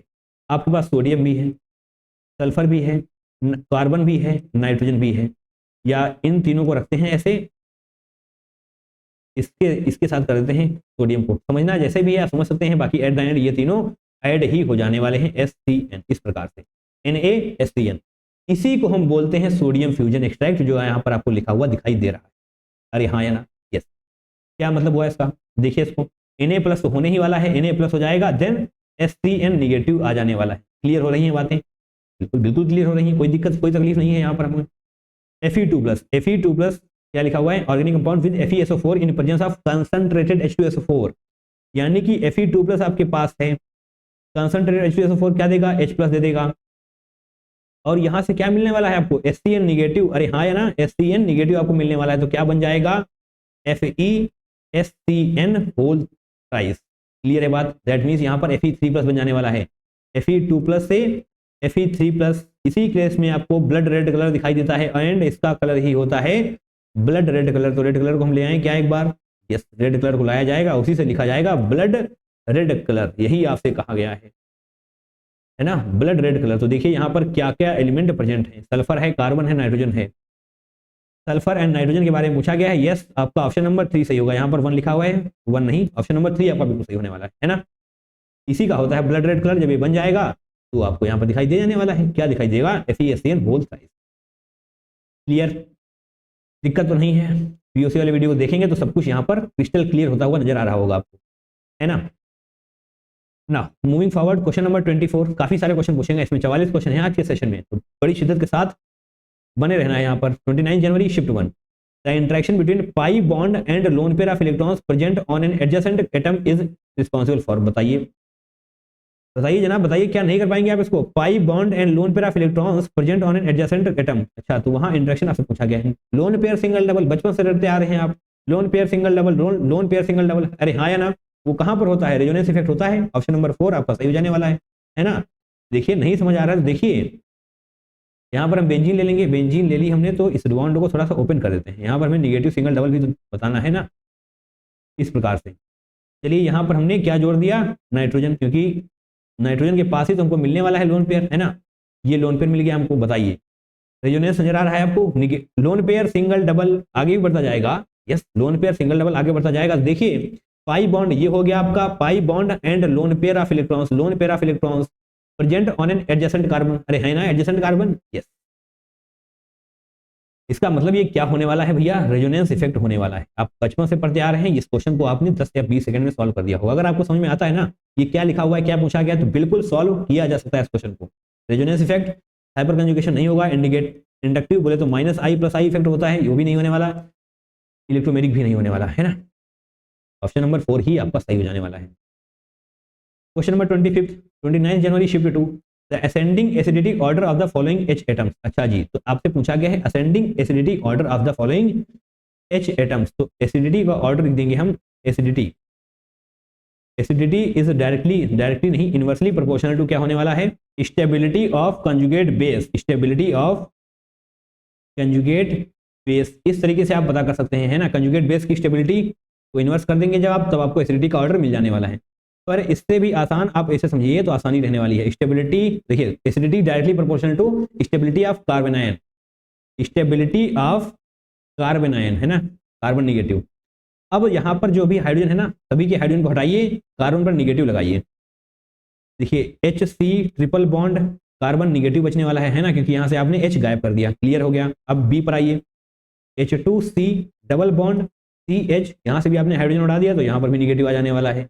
अब देखिए हाइड्रोजन हम ना लिखें क्या, चलिए लिख लेते हैं H3C H3C, और यहाँ पर क्या होने वाला है, कार्बन होने वाला है, तो इतना बड़ा नहीं बनाएंगे, कार्बन होने वाला है, यहाँ पर भी कार्बन, यहाँ पर भी कार्बन, तो इसके पास भी निगेटिव आ जाने वाला है, क्योंकि इसका भी तो एक हाइड्रोजन आपने उड़ा दिया। अब भैया जगह नहीं दिखाई दे रही है हमको, तो H3C CH2 को C2H5 लिख सकते हैं, बिल्कुल C2H5 हम लिख सकते हैं, और इस पर जो कार्बन है उसके पास है निगेटिव। अरे हाँ या ना, नहीं C2H5 तो हाइड्रोजन है, हमने क्या बना दिया ये, CH3 CH2 आपको करना पड़ेगा। चलिए थोड़ा नीचे ही कर लेते हैं, कोई दिक्कत नहीं है, CH3 CH2, और इसी से आपने हाइड्रोजन हटाया है, दैट मीन्स ये निगेटिव हो जाने वाला है। क्लियर हो रही बातें। चलिए ABCD भी लिख देते हैं, फिर आपको एक एक चीज को एक्सप्लेन करते हैं। कलर कौन सा लिया जाएगा, ग्रीन वाला लिया जाएगा, ये हो जाएगा आपका A, ये हो जाने वाला है B, ये हो जाने वाला है C, and last one is D, है ना। हाँ जी, तो अब क्या बात, अब कैसे करना है हमको, स्टेबिलिटी ऑफ कार्बन आयन। तो देखना है कार्बन आयन की स्टेबिलिटी कहाँ पर ज्यादा है, जहां पर कार्बन आयन की स्टेबिलिटी ज्यादा होगी वही एसिडिटी बढ़िया होने वाला है। देखिए सिंपल सी बात है, एसिडिटी का मतलब क्या होता है, आपको एक्सप्लेन करके आ रहे थोड़ी देर पहले हम, H+ कितनी जल्दी बाहर जाएगा, क्लियर है बात, H+ कितनी जल्दी बाहर जाएगा वो डिसाइड करता है ना स्टेबिलिटी ऑफ कार्बन आयन। अगर H+ के बाहर जाने से कार्बन आयन की स्टेबिलिटी ज्यादा हो रही है, यानी कि ज्यादा स्टेबल कार्बन आयन का फॉर्मेशन हो रहा है, दैट मींस H+ जल्दी से बाहर जाएगा, क्योंकि भैया स्टेबिलिटी तो हर किसी को चाहिए ना। यस, दैट मींस आपको देखना है कि कार्बन आयन की स्टेबिलिटी कहां पर ज्यादा है, जहां पर कार्बन आयन की स्टेबिलिटी ज्यादा होगी उसी का H+ जल्दी से बाहर जाएगा। Okay, concept clear. Percentage S character देखिए, परसेंटेज S कैरेक्टर देखेंगे हम ऑरेंज पेन से। देखिए यहाँ पर कितने sp3 हैं, sp2 है, sp है, क्या है भैया, sp है ना, sp है। यहाँ पर क्या है, डबल बॉन्ड sp2 होता है, बच्चे को पता है, और यहाँ पर तो सिंगल है, दैट मींस sp3 हो जाने वाला है। बताइए जनाब, परसेंटेज S कैरेक्टर कैलकुलेट कर सकते हैं आप, बिल्कुल कर सकते हैं। तो इसमें क्या आने वाला है, 25%, राइट, 25%, और C और D का भी हम आपको एक्सप्लेन कर देंगे इसमें क्या डिफरेंस है। इन तीनों के बारे में बात करते हैं पहले। इसमें क्या होने वाला है, 33%, है ना, इसमें क्या होने वाला है 50%। अगर समस्या है तो देखिए कैसे कर रहे हैं हम ये सब, देखिए sp3 यानी कि एक S 3 P, that means total क्या हो गया 4, टोटल क्या हो गया 4, बट S कितना है 1, S कितना है 1, टोटल क्या है 4, इंटू 100 कर देंगे परसेंटेज के लिए। तो यस देखिए यहाँ पर 25% आया या नहीं आया। यहाँ पर आप देखेंगे एक S है, 2P है, दैट मीन्स 2 + 1 टोटल 3, 1/3 इंटू 100 करेंगे तो 33% आने वाला है। इसी प्रकार से यहाँ पर करेंगे एक S टोटल 2, 1/2 इंटू 100 50%। क्लियर है, आता भी होगा आपको। अब ठीक है, इतना तो हो गया। परसेंटेज S कैरेक्टर अगर ज्यादा है that means electron withdrawing capacity ज्यादा है। अरे हाँ या ना, इलेक्ट्रॉन विड्रॉइंग कैपेसिटी ज्यादा है, या सिंपल सा बोल दें अगर हम तो इलेक्ट्रोनेगेटिविटी ज्यादा है। अरे इलेक्ट्रोनेगेटिविटी का मतलब यही तो होता है कि इलेक्ट्रॉन विड्रॉइंग कैपेसिटी ज्यादा है, इलेक्ट्रॉन को अपनी तरफ अपने ऊपर होल्ड करके रखेगा, बस इतना ही मतलब है इलेक्ट्रोनेगेटिविटी का, है ना। दैट मींस इलेक्ट्रोनेगेटिविटी भी ज्यादा है, इसका सीधा सा मतलब है कि कार्बन आयन की स्टेबिलिटी ज्यादा हो जाने वाली है। कार्बन आयन स्टेबिलिटी लिखेंगे हम, है ना, कार्बन आयन स्टेबिलिटी भी ज्यादा होने वाली है। अरे हाँ या ना, अगर इलेक्ट्रॉन यानी कि नेगेटिव चार्ज को अपनी तरफ खींच के रख रहा है, होल्ड करके रख रहा है, दैट मींस कार्बन आयन की स्टेबिलिटी ज्यादा है, सिंपल सी बात है। ओके ओके ओके ओके, तो देखिए परसेंटेज S कैरेक्टर किसके पास सबसे ज्यादा है। अरे हाँ देखिए A पर है ना, दैट मींस A सबसे आगे होने वाला है, इसी की कार्बन आयन स्टेबिलिटी सबसे ज्यादा होने वाली है। एंड यस, आपसे यही पूछा गया है, असेंडिंग एसिडिक ऑर्डर आपको हम बता चुके हैं, acidity is directly proportional to stability of carbon ion. Clear. A के बाद क्या है B, A के बाद B आएगा। अब C D के ऊपर हम जाने से पहले आपको एक बात और बताते हैं, क्या CH3 इलेक्ट्रॉन दे रहा होगा ना, इलेक्ट्रॉन डोनेटिंग इलेक्ट्रॉन दे रहा होगा। देखिए यहाँ पर इलेक्ट्रॉन डोनेटिंग, यहाँ पर तीन है ना CH3, यानी कि इलेक्ट्रॉन की डेंसिटी को कुछ हद तक कम कर पा रहे होंगे ये, है, क्योंकि यहाँ पर बहुत ज्यादा इलेक्ट्रॉन हो जाएगा, यहाँ पर एक ही है, दैट मीन्स डी ज्यादा स्टेबल होने वाला है in comparison to C. D की स्टेबिलिटी ज्यादा होगी सी से, कोई तकलीफ नहीं होनी चाहिए। समझ सकते हैं आप इस सब चीजों को, इलेक्ट्रॉन डोनेटिंग होने वाला है ये, है ना, स्टेबिलिटी को कम कर रहा होगा, कार्बन की स्टेबिलिटी को कम कर देगा, बट यहाँ पर उतना इफेक्ट नहीं डाल पाएगा, एक ही है, दैट मीन्स ABDC। ABDC है क्या कोई? ABDC ऑप्शन नंबर 1 आपका बिल्कुल सही हो जाएगा। स्क्रीन को थोड़ा ऐसे करते हैं, है ना, ऑप्शन नंबर 1 ABDC। यहाँ पर क्या है? ABCD नहीं, ये गलत हो जाएगा, ये तीनों गलत हैं, ऑप्शन नंबर A ही आपका सही हो जाने वाला है। सही है ना, समझ आ रही है बातें? यस आनी चाहिए। ये छोटे छोटे कॉन्सेप्ट अगर आपको याद होंगे, नोट कर लेंगे अपनी शॉर्ट नोट कॉपी में, तो कोई भी गलती आपसे नहीं होने वाली, है ना। मूविंग फॉरवर्ड आगे बढ़ेंगे, क्वेश्चन नंबर 29 जनवरी शिफ्ट 2 में पूछा गया है। Okay okay okay, match list 1 with list 2, तो ये भी वैसा ही है, कंपाउंड दिए हुए हैं आपको एंड आपसे pKa वैल्यू पूछी गई है, तो यहाँ पर भी एसिडिटी ही आपको निकालनी पड़ेगी। कैसे? Acidity is inversely proportional to pKa, क्योंकि एसिडिटी डायरेक्टली प्रोपोर्शनल होती है किसके? Ka वैल्यू के, that means inversely proportional to pKa value. तो अगर आप एसिडिटी का ऑर्डर निकालें, उसको रिवर्स कर दें, तो डेफिनेटली आपको pKa का ऑर्डर मिल जाएगा, एंड ऑर्डर के थ्रू ही आपको यहाँ पर रखना है ना, pKa वैल्यू याद वगैरह नहीं करनी होती है। अच्छा, बढ़िया बात है। इथेनॉल, इथेनॉल क्या है? C2H5OH, है ना, C2H5OH सिंपल है। अब दूसरा क्या है? फिनॉल, फिनॉल भी सिंपल ही है, बेंजीन के ऊपर OH लगाइए, फिनॉल पाइए, है ना, इस प्रकार से ये हो गया आपका फिनॉल। और क्या है? Meta nitrophenol then para nitrophenol. अच्छा जी, तो ये हो जाएगा आपका फिनॉल, और मेटा पोजीशन पर आपको NO2 लगाना है, और यहाँ पर क्या है? मेटा पोजीशन नहीं, इस बार जनाब पैरा पोजीशन पर आपको NO2 लगाना होगा। ABCD भी लिख लेंगे हम, D हो गया ये वाला, C ये हो जाएगा, B यहाँ पर रहा, और A ये हो जाएगा, है ना। तो एलिफैटिक एंड एरोमेटिक में तो एलिफैटिक की एसिडिटी सबसे कम होने वाली है। देखिए जनाब, हम यहाँ पर एसिडिटी का ऑर्डर लिखने वाले हैं पहले, है ना, लिख लेंगे यहाँ पर हम एसिडिटी, एसिडिक स्ट्रेंथ का ऑर्डर हम लिखने वाले हैं, दैट मीन्स A की एसिडिटी सबसे कम होने वाली है ना, क्लियर। अब डिबेट होगी किसके ऊपर? B, C, D के ऊपर। अच्छा जी, तो यही यहाँ पर भी वही कॉन्सेप्ट लगेगा क्या कि H+ कितनी जल्दी बाहर जा रहा है, H+ जितनी जल्दी बाहर जाएगा एसिडिटी उतनी ही ज्यादा होने वाली है। क्लियर हो गई बात? यस। यहाँ पर कोई भी ग्रुप नहीं जुड़ा हुआ है B वाले में, बट C में जुड़ा हुआ है, क्या है? NO2। NO2 का काम क्या है? इलेक्ट्रॉन को खींचना। अरे हाँ या ना, तो जनाब यहाँ पर -I इफेक्ट लगेगा, -I, -M नहीं लगेगा, क्योंकि M इफेक्ट मेटा पोजीशन पर काम नहीं करता है ना, बट पैरा पे तो करता है, यानी कि यहाँ पर -I एंड -M दोनों इफेक्ट लग रहे होंगे, यानी कि ये बहुत बेहतरीन तरीके से यहाँ से इलेक्ट्रॉन को खींच पा रहा होगा। अरे हाँ या ना? यस, दैट मीन्स ये बहुत ज्यादा यहाँ पर पॉजिटिव चार्ज की डेंसिटी को बढ़ा देगा, क्योंकि ज्यादा से ज्यादा निगेटिव चार्ज की डेंसिटी को खींच लेने वाला है। दैट मीन्स डी की एसिडिटी ज्यादा होने वाली है। क्यों ज्यादा? क्या सबसे ज्यादा होगी? क्यों ऐसा क्यों होने वाला है? क्योंकि यहाँ पर तो पॉजिटिव चार्ज की डेंसिटी बहुत ज्यादा बढ़ा दी गई है, दैट मीन्स H+ बहुत जल्दी बाहर जाना चाहेगा, दैट मीन्स डी की एसिडिटी सबसे ज्यादा होने वाली है। देन बात आएगी सी की, उसके बाद बात आने वाली है बी की, क्योंकि बी में कुछ भी नहीं हो रहा है, इलेक्ट्रॉन को खींचा नहीं जा रहा है, यहाँ पर -I इफेक्ट है, कुछ हद तक तो खींचेगा ही खींचेगा ना। दैट मीन्स ये हो जाने वाला है एसिडिक स्ट्रेंथ का ऑर्डर, बट आपसे पूछा गया है pKa वैल्यू, तो इसके लिए आपको A की सबसे ज्यादा, then B, then C, then D, मतलब A की pKa वैल्यू सबसे ज्यादा होनी चाहिए, A की pKa वैल्यू सबसे ज्यादा होनी चाहिए, दैट मीन्स 15 है, दैट मीन्स A का हो जाएगा second option. Clear? Okay, right. आइए आगे, फिनॉल, फिनॉल, अच्छा जी B देख लेते हैं, ABCD, अरे ABCD आ गया, अरे हो बहुत बढ़िया बहुत बढ़िया, दैट मीन्स B का हो जाएगा फर्स्ट, C का हो जाएगा फोर्थ, एंड D का हो जाने वाला है थर्ड। बहुत बढ़िया, 2143, 2143 है क्या कहीं पर? यस, ऑप्शन नंबर 4 आपका सही हो जाएगा। क्रिस्टल क्लियर, कोई डाउट नहीं होना चाहिए। मूविंग फॉरवर्ड आगे बढ़ेंगे, क्वेश्चन नंबर 27 को क्रैक कर देंगे। अब हम 29 जनवरी शिफ्ट 2 में पूछा गया है, अकॉर्डिंग टू IUPAC सिस्टम, भैया नामकरण करना है इनका, कर सकते हैं ना? बिल्कुल कर सकते हैं। IUPAC के क्वेश्चंस में आपसे गलती नहीं होनी चाहिए, आई रिपीट, नहीं होनी चाहिए। OH यानी कि यहीं से नंबरिंग शुरू करेंगे हम, सिंपल सी बात है, यहाँ से ही शुरू करेंगे, क्योंकि ग्रुप जहाँ से जुड़ा हुआ है वहीं से नंबरिंग शुरू होगी। 1, इसके बाद आप यहाँ जाएंगे या यहाँ पर आएंगे, डबल बॉन्ड दिखाई दे रहा है तो यहीं पर आएंगे, 1 2 3 4 5 6 जी, यानी कि साइक्लोहेक्स 2 in 1 होल। क्लियर है ना? क्या टफ है इसमें? कुछ भी नहीं। साइक्लोहेक्स 2 in, सेकंड पर है डबल बॉन्ड, तो दैट मींस साइक्लोहेक्स 2 in 1 होल कहां पर है? ऑप्शन नंबर 4 में है। बताइए बताइए बताइए, क्या दिक्कत है आपको? नहीं, कोई दिक्कत नहीं है। क्लियर, बहुत ही आसान क्वेश्चन हो गया ये तो।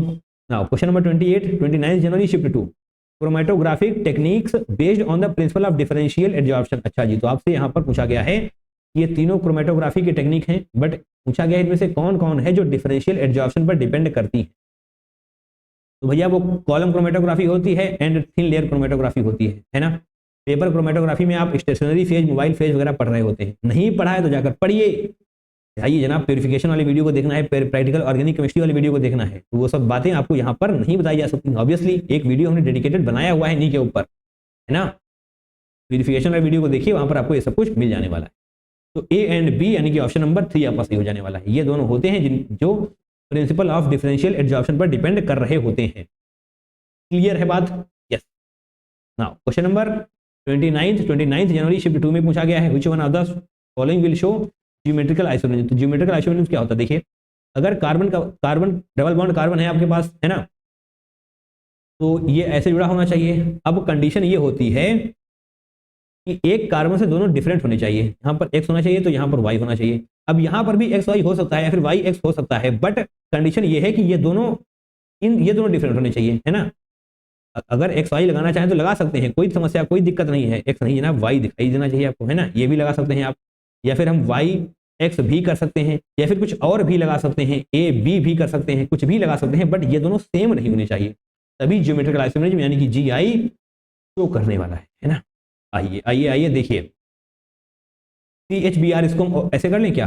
ब्रोमीन ऐसे कर लेते हैं, हाइड्रोजन ऐसे कर लेते हैं। एक कार्बन यहाँ पर है ना, कार्बन ऐसे कर लेंगे हम। क्लियर है बात? तो हाइड्रोजन ब्रोमीन इस तरफ से तो जी होना चाहिए, बट यहाँ पर जब आप आएंगे, चाहे आप इस तरफ से आए या इस तरफ से आए, एट द एंड आपको ब्रोमीन सेम ही डिस्टेंस पर मिलने वाला है। दैट मीन्स ये जी शो नहीं करेगा। डिफरेंट होने चाहिए ना भैया, दोनों तरफ डिफरेंट होने चाहिए तभी जी शो करेगा। दैट मीन्स ये ऑप्शन नंबर 1 आपका सही नहीं होगा। ऑप्शन नंबर 2 पर आइए, CH2 यहाँ पर लगा हुआ यानी कि दोनों तरफ हाइड्रोजन, दैट मीन्स ये तो बिल्कुल नहीं होगा, डिफरेंट होने चाहिए। ओके, ऑप्शन नंबर 2 भी नहीं। इस पर देखिए, यहाँ पर हाइड्रोजन है, ऐसे ओपन करेंगे, यहाँ पर ब्रोमीन है, ऐसे करेंगे, यानी कि इस कार्बन से हाइड्रोजन ब्रोमीन डिफरेंट। अब आ गया ये कार्बन है ना, कार्बन है, इस तरफ से आएंगे तो आपको 1 2 3 चौथे कार्बन ब्रोमीन मिलेगा। इस तरफ से आएंगे तो आपको दूसरे कार्बन पर ही ब्रोमीन मिल जाने वाला। दैट मीन्स दोनों ही डिफरेंट ग्रुप है, यानी कि option number 3 is going to be the correct one. अरे हाँ या ना, ये भैया जी शो करने वाला है, क्योंकि आप देख पा रहे हैं कार्बन पर अलग अलग ग्रुप लगे हुए हैं, है ना। फोर्स को देखिए, यहाँ पर आपको CH2 नजर आ जाने वाला है, ये तो कहीं से भी नहीं करेगा, ना इस तरफ से करने वाला है, इस तरफ से आएंगे तब भी आपको ब्रोमीन ही मिलने वाला है। दैट मीन्स ये भी गलत है ना। आगे बढ़ जाएं। नाउ क्वेश्चन नंबर 30 कर लेते हैं। 30 जैन शिफ्ट 1 में पूछा गया है, which one of the following molecule species is most stable. अच्छा जी, तो यहाँ पर भी आपको एंटी एरोमेटिक वगैरह सीखना पड़ेगा। आप वो सीख चुके हैं, हम आपको सिखा चुके हैं, साइक्लिक प्लेनर कंजुगेशन वगैरह होना चाहिए, तभी जाकर आप एंटी एरोमेटिक डिस्कस कर पाएंगे। बट जो स्टेबिलिटी का ऑर्डर होता है वो क्या होता है? स्टेबिलिटी का हमने याद कराया है आपको एना, है ना, नहीं याद किया है तो करिए। एना यानी कि एरोमेटिक स्टेबिलिटी सबसे ज्यादा, देन नॉन एरोमेटिक, लास्ट में एंटी एरोमेटिक। अगर एंटी एरोमेटिक आपको मिल रहा है तो वो अनस्टेबल होता है। क्लियर है बात? यस, आपको यहाँ पर ढूंढना है एरोमेटिक, क्योंकि आपसे पूछा गया है मोस्ट स्टेबल, तो जहां कहीं पर भी आपको एरोमेटिक नजर आ रहा है वही होने वाला है मोस्ट स्टेबल। क्लियर है बात? एरोमेटिक में क्या होता है? साइक्लिक कंजुगेशन प्लेनर, तीनों कंडीशन सेटिस्फाई होनी चाहिए, उसके बाद 2 पाई इलेक्ट्रॉन, 6 पाई इलेक्ट्रॉन या फिर 10 पाई इलेक्ट्रॉन वगैरह होने चाहिए। पॉजिटिव के केस में पाई इलेक्ट्रॉन की काउंटिंग हम नहीं करते हैं, है ना। दैट मीन्स ये सही है भैया, 2 पाई इलेक्ट्रॉन्स यहाँ पर हो जाएंगे एंड 2 पाई इलेक्ट्रॉन्स ही होने वाले हैं। साइक्लिक प्लेनर कंजुगेशन सब कुछ है, यानी कि ऑप्शन नंबर 1 ही आपका सही हो जाएगा। 2 3 4 को देख लेंगे हम, यहाँ पर क्या है 2 2 4, यानी कि यहाँ पर तो 4 पाई इलेक्ट्रॉन्स हो चुके हैं। दैट मीन्स ये क्या हो जाने वाला है? एंटी एरोमेटिक भैया, इसकी स्टेबिलिटी सबसे कम है, यानी कि ये अनस्टेबल है। इसको देखिए 2 2 4, यहाँ पर भी 4 पाई इलेक्ट्रॉन्स हैं। अरे हाँ या ना, दिखाई दे रहे हैं? यस, यहाँ पर लोन पेयर है ना, तो लोन पेयर की केस में भी हम 2 पाई इलेक्ट्रॉन्स काउंटिंग करते हैं, ये भी है एंटी एरोमेटिक, और ये तो नॉन एरोमेटिक हो जाएगा, है ना, ये नॉन एरोमेटिक हो जाएगा। अगर स्टेबिलिटी का ऑर्डर लिखने के लिए कहा जाए आपसे तो 1 लिखेंगे, देन 4th लिखेंगे। अच्छा 2 3 में हम डिसाइड नहीं कर पाएंगे, चलिए कोई बात नहीं लिखेंगे फिर हम, है ना। क्लियर है बात? ओके, नॉन एरोमेटिक, यहाँ पर एरोमेटिक के लिए आपको यहाँ पर डबल बॉन्ड भी होना चाहिए, है ना, नहीं है तो नहीं बनाएंगे हम। क्लियर हो रही बातें भैया? आगे बढ़ सकते हैं हम, बताइए। बिल्कुल बढ़ सकते हैं, क्योंकि ऐसे क्वेश्चन यहाँ पर पूछे जा रहे हैं जो लगातार पूछे जाते रहेंगे। तो आपको अगर PYQ की प्रैक्टिस करनी है तो जरूर से करिए, अदरवाइज +4 के बजाय आपको दिक्कतें हो जाएंगी, -5 मिलेगा। एग्जाम्पल ऑफ विनाइल हेलाइड आपसे पूछा गया है, विनाइल हेलाइड के एग्जाम्पल पूछे गए हैं आपसे, तो चलिए vinyl halide, aryl halide, allyl halide सब कुछ बताते हैं आपको। चलिए कहाँ पर बता दें हम, यहीं पर आते हैं। विनाइल हेलाइड, विनाइल हेलाइड में कार्बन डबल बॉन्ड कार्बन से ही आपका हेलोजन जुड़ा हुआ होता है। अरे हाँ या ना? यस। और इसी प्रकार से एराइल हेलाइड भी होता है। एराइल हेलाइड इस केस में क्या है, यहाँ पर एराइल है ना, दैट मीन्स इस तरीके से आप बेंजीन रिंग बनाएंगे एंड बेंजीन रिंग से डायरेक्ट जुड़ा होता है हेलोजन। क्लियर हो रही बातें? देख पाएंगे आप कार्बन डबल बॉन्ड कार्बन से ही हेलोजन जुड़ा हुआ है। ठीक है। और तीसरा क्या होता है, एलाइल हैलाइड, अरे हाँ या ना, एलाइल हैलाइड क्या होने वाला है, इसमें होता है कि कार्बन डबल बॉन्ड, कार्बन जिस कार्बन से जुड़ा हुआ है उससे हमें हेलोजन जोड़ना होता है। क्लियर है बात, देखिए ध्यान से देखिए, कार्बन डबल बॉन्ड कार्बन हो गया, इससे एक और कार्बन जोड़िए, उससे आपको हेलोजन जोड़ना है। डिफरेंस समझ आ रहा है ना, देखिए देखिए देखिए, समझ आ रहा है ना, यस। और इसी प्रकार से होता है बेंजाइल, है ना। बेंजाइल के केस में क्या होने वाला है, यहां पर जनाब रिंग बनने वाली है ना, रिंग से आप ये सब करेंगे। रिंग बना दी हमने, डबल बॉन्ड लगा दिए, इससे आपको CH2 जोड़ना है, फिर X जोड़ना है। बताइए समस्या तो नहीं है इसमें, समझ आ रहा है ना। देखिए carbon double bond carbon directly halogen, then benzene से डायरेक्टली हेलोजन, बट यहां पर एक कार्बन बीच में और आ जाने वाला है। इसको नोट कर लीजिए, काफी बार ऐसे क्वेश्चंस पूछे गए हैं, तो याद होना चाहिए आपको। आपसे पूछा गया है विनाइलिक हैलाइड, यानी कि देखिए कौन सा होने वाला है। पहली बात तो बेंजीन रिंग नहीं होनी चाहिए, दैट मींस ऑप्शन नंबर 3 नहीं होगा। क्लियर है बात, ये कौन सा हो जाएगा ऑप्शन नंबर 3, देखिए बताइए, एराइल हैलाइड ना, यस। आपसे पूछा गया है vinyl, that means carbon double bond carbon से डायरेक्टली हेलोजन जुड़ा हुआ होना चाहिए, कार्बन डबल बॉन्ड कार्बन से डायरेक्टली हेलोजन जुड़ा होना चाहिए। ऑप्शन नंबर 1 आपका सही हो जाएगा, है ना। 2 को देखिए, यहाँ पर क्या है, कार्बन डबल बॉन्ड कार्बन है, उसके बाद CH2 है, X है, ये क्या हो जाने वाला है, बोलिए बोलिए, एलाइल ना, ये हो जाएगा एलाइल। हाँ या ना, क्योंकि बेंजीन नहीं है, ओके एलाइल हो जाएगा। इसके बारे में बात कर लेते हैं, कार्बन डबल बॉन्ड कार्बन से, ओके ये भी एलाइल ही हो जाने वाला है ना। क्लियर है, आपसे पूछा गया था vinyl, that means option number 1 आपका सही हो जाएगा। ये नोट कर लेना है आपको, जरूर से याद कर लेना है, छोटी चीज समझने की गलती मत करिएगा। नाउ क्वेश्चन नंबर 32, 30 जनवरी शिफ्ट 1 में पूछा गया है, स्ट्रक्चर ऑफ 4 मिथाइल पेंट 2 इन 1 अल। 1 अल यानी कि हमको नंबरिंग कहां से करनी है, एल्डिहाइड से। तो 1 2 3 4 5, पहली बात तो क्या होना चाहिए, 5 कार्बन होने चाहिए, तो यहाँ पर तो 5 कार्बन है। चलिए 1 बाई 1 चेक कर लें क्या, या फिर हम बना लें, चलिए बना लेते हैं। 5 कार्बन है, 1 2 3 4 5, 5 कार्बन। पहले कार्बन पर क्या है, अल यानी कि aldehyde, that means CH double bond O, है ना। नंबरिंग यहीं से शुरू करेंगे, 1 2 3 4 5। क्लियर है बात। 4 मिथाइल पेंट 2 इन, 2 इन है यानी कि 1 2, यहां पर डबल बॉन्ड हो जाना चाहिए, okay. 4 methyl that means 1 2 3 4, force पर आपको मिथाइल दैट मींस CH3 लगाना पड़ेगा। जस्ट अ सेकेंड, ऐसे कर लेते हैं, CH3 आपको लगाना पड़ेगा। क्लियर है, अगर आप CH3 यहाँ पर लगा देंगे तो भी कोई दिक्कत नहीं है, यहाँ पर लगा दीजिए, ठीक है। ये सब आप लिख सकते हैं, हाइड्रोजन वगैरह लिख सकते हैं। तो यस, यही आपका स्ट्रक्चर है। देखिए कहाँ पर है, यहाँ पर है क्या, नहीं, कार्बन डबल बॉन्ड, ये देखिए डबल बॉन्ड कहाँ पर लगा के बैठे हैं भैया, 1 2 3, 3 पर मिथाइल है, ये तो 3 मिथाइल हो जाने वाला है ना।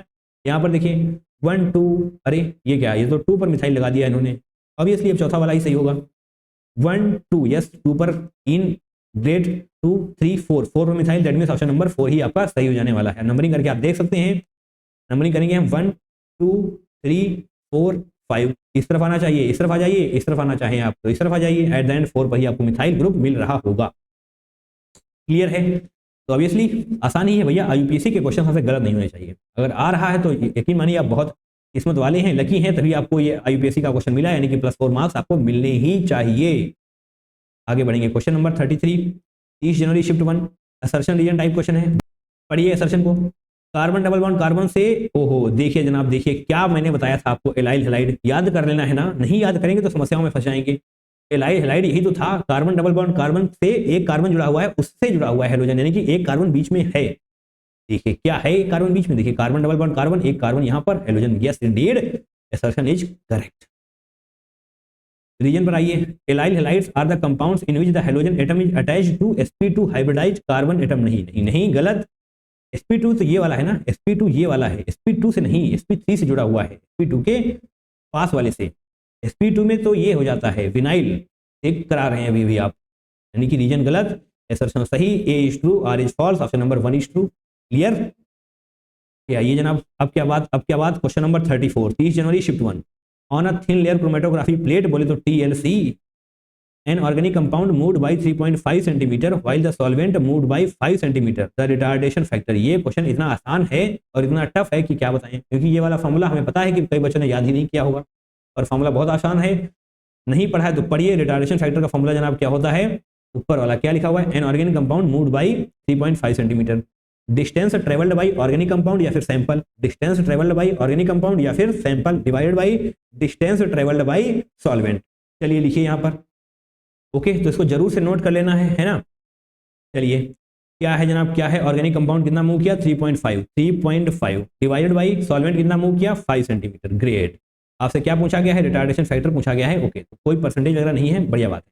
इसको डिवाइड कर लेंगे ना, अरे भैया कर लेंगे, 5 से 35, 5 दाम 50, 7/10 होने वाला है। आपसे क्या किसमें पूछा गया है 10 टू द पावर -1 में, तो इसको आप ऊपर लेकर आएंगे, that mean 7 × 10 to the power -1 हो जाने वाला है। 7 आपका करेक्ट आंसर हो जाएगा। इस प्रकार से आप यहाँ पर 7 लिख रहे होंगे। अरे हाँ या ना। एंड नाउ क्वेश्चन नंबर 35 जो कि 30 जैन शिफ्ट 2 में पूछा गया था। Which among the following purification methods is based on the principle of solubility. अच्छा जी, तो यहाँ पर आपको 4 ऑप्शन दिए हुए हैं, ऐसा पूछा गया है ऐसा कौन सा है जो प्रिंसिपल ऑफ सॉल्युबिलिटी पर डिपेंड करता है। चलिए कॉलम क्रोमेटोग्राफी को देखते हैं, sublimation, distillation and differential extraction. तो जनाब यही है जो डिपेंड करता है किस पर, सॉल्युबिलिटी पर, है ना। प्रिंसिपल ऑफ सॉल्युबिलिटी पर डिफरेंशियल एक्सट्रैक्शन ही डिपेंड कर रहा होता है, तो ये आपका ऑप्शन सही हो जाने वाला है। पर इनको भी देख लेते हैं। कॉलम क्रोमेटोग्राफी स्टेशनरी फेज से जो अलग अलग मोहब्बत होती है ना, उस पर डिपेंड करता है। कैसे लिखेंगे हम शब्दों में, column chromatography based on their differing affinities to a stationary phase. अरे हाँ या ना, लिख देंगे हम यहाँ पर based on their differing affinities to a stationary phase, right. तो column chromatography based on their differing affinities, जो स्टेशनरी फेज के साथ अलग अलग जो लगाव होता है ना, उसके ऊपर डिपेंड करती है। अब देखिए यहाँ पर समझ में नहीं आ रहा तो आपको वो वीडियो देखना पड़ेगा, प्यूरिफिकेशन ऑफ ऑर्गेनिक केमिस्ट्री, है ना। प्यूरिफिकेशन वाले वीडियो में हमने हर एक चीज को बहुत ही डिटेल तरीके से बताया हुआ है, वहां पर सब कुछ समझाया जाएगा, तो आपको समझने में आसानी रहने वाली है ना। ठीक है, तो इसकी बात कर लेते हैं हम सब्लिमेशन की। ये जनाब वोलेटिलिटी पर डिपेंड करता है, वोलेटिलिटी पर, सॉल्युबिलिटी पर नहीं। यहाँ पर हम क्या लिखने वाले हैं, वोलेटिलिटी पर डिपेंड करता है, राइट। सॉल्युबिलिटी मत कर दीजिएगा, सॉल्युबिलिटी लिख करके हम क्रॉस कर देंगे इसको, सॉल्युबिलिटी पर डिपेंड नहीं करता है। वोलेटिलिटी क्या होती है, कितनी जल्दी वो वोलेटाइल हो जाने वाला है, मतलब उड़ जाने वाला है ना। ठीक है, अब थर्ड वन को भी देख लेते हैं, क्या है डिस्टिलेशन। ये सिंपल डिस्टिलेशन है, इसके लिए आपको बॉइलिंग पॉइंट डिफरेंस ज्यादा होना चाहिए, है ना। Significant boiling point difference, significant boiling point difference, ध्यान रखिएगा ये सिंपल डिस्टिलेशन है। अगर फ्रैक्शनल डिस्टिलेशन हो रहा होता तो बहुत ही माइन्यूट बॉइलिंग पॉइंट डिफरेंस होना चाहिए। In case of fractional distillation, अगर फ्रैक्शनल डिस्टिलेशन होता है तो बॉइलिंग पॉइंट डिफरेंस बहुत कम होगा, तो काम चल जाएगा।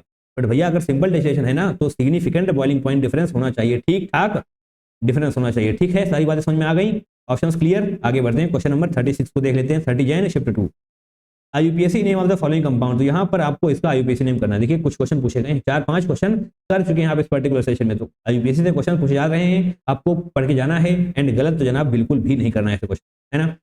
नंबरिंग कहाँ से करेंगे, अरे यहाँ से करेंगे क्या, नहीं भैया यहाँ से करेंगे, कार्बन से करेंगे ना, साइनाइड 1 2 3 4 यहाँ से नंबरिंग करेंगे तो क्या होने वाला है 3 एमिनो ब्यूटेन 1 नाइट्राइल। सिंपल, क्या टफ है इसमें, 3 एमिनो ब्यूटेन 1 नाइट्राइल। क्लियर है बात, वन को हटा दिया इन्होंने, कोई दिक्कत नहीं है, वन को हटा सकते हैं ना, यस। यहाँ पर क्या है 3 एमिनो प्रोपेन, नहीं प्रोपेन नहीं भैया, 4 कार्बन है ना, इसको भी तो काउंट करोगे यार। ठीक है, यहाँ पे पेंटा गलत, ब्यूटेन 2 एमिनो नहीं, यहाँ पर क्या किया इन्होंने, कुछ भी किया हो गलत हो चुका है ना। ऑप्शन नंबर 3 आपका सही होगा। मूविंग फॉरवर्ड, क्वेश्चन नंबर 37 को देख लेते हैं। 30 Jan shift 2 the correct stability order of carbocations. Okay, तो यहाँ पर क्या लिखा हुआ है, CH3 whole thrice carbon then positive CH3। अच्छा जी, तो यहाँ पर ये है, चलिए इसको ध्यान से लिखते हैं, बहुत शिद्दत के साथ देखना है। एक कार्बन है आपके पास कार्बोकैटायन, इसके ऊपर 3 CH3 लगे हुए हैं। CH3 लिख दें, नहीं लिखेंगे, ठीक है, आपको समझना पड़ेगा वरना बहुत घिसपिच हो जाने वाली है। CH3 यहाँ पर है, ये पहला वाला लिखने वाले हैं हम, है ना। उसके बाद ये कार्बोकैटायन हो जाएगा, एंड यहाँ पर CH2 होगा, क्योंकि 2 इस तरफ हो जाएंगे, देन 2 CH3 एक ही बनाएंगे हम। क्लियर है बात, CH3 एक है, इस केस में 2 CH3 हैं, तो कार्बन पर H एंड देन पॉजिटिव होना चाहिए है। उसके बाद यहाँ पर CH3 होना चाहिए पॉजिटिव, और यहाँ पर कोई भी CH3 ग्रुप नहीं है। ध्यान से देखिएगा क्या किस तरीके से समझना होगा हमको। कार्बोकैटायन की स्टेबिलिटी, कार्बोकैटायन बोले तो इसकी स्टेबिलिटी आपको बतानी है, इसकी स्टेबिलिटी ज्यादा होगी। अब भैया बताइए पॉजिटिव चार्ज की स्टेबिलिटी ज्यादा कब होगी, जब उसको नेगेटिव चार्ज मिल रहा होगा। अरे हाँ या ना, यहाँ यानी कि इस कार्बन पर जितना ज्यादा नेगेटिव चार्ज की डेंसिटी बढ़ती जाएगी, उतनी ही ज्यादा स्टेबिलिटी होती जाएगी इस कार्बोकैटायन की। अरे हाँ या ना, यस। अब CH3 क्या करता है भैया, सभी को पता है CH3 कैसा है, इलेक्ट्रॉन डोनेटिंग ग्रुप है यार, इलेक्ट्रॉन डोनेटिंग ग्रुप है। देखिए इलेक्ट्रॉन डोनेटिंग है, दैट मींस ये इलेक्ट्रॉन देने वाला है। यहाँ पर 3 CH3 मिलकर के इलेक्ट्रॉन दे रहे हैं, यानी कि स्टेबिलिटी को बहुत ज्यादा बढ़ा देने वाले हैं। यहाँ पर एक ही CH3 है, यहाँ पर 2 CH3 हैं, यहाँ पर कोई CH3 नहीं है, यानी कि इसकी स्टेबिलिटी सबसे कम होने वाली है ना। तो जहाँ पर होल थ्राइस है उसकी स्टेबिलिटी सबसे ज्यादा होगी, देन 2 वाले की, देन 1, देन यहाँ पर कोई भी CH3 नहीं है। क्लियर हो रही बातें, यस।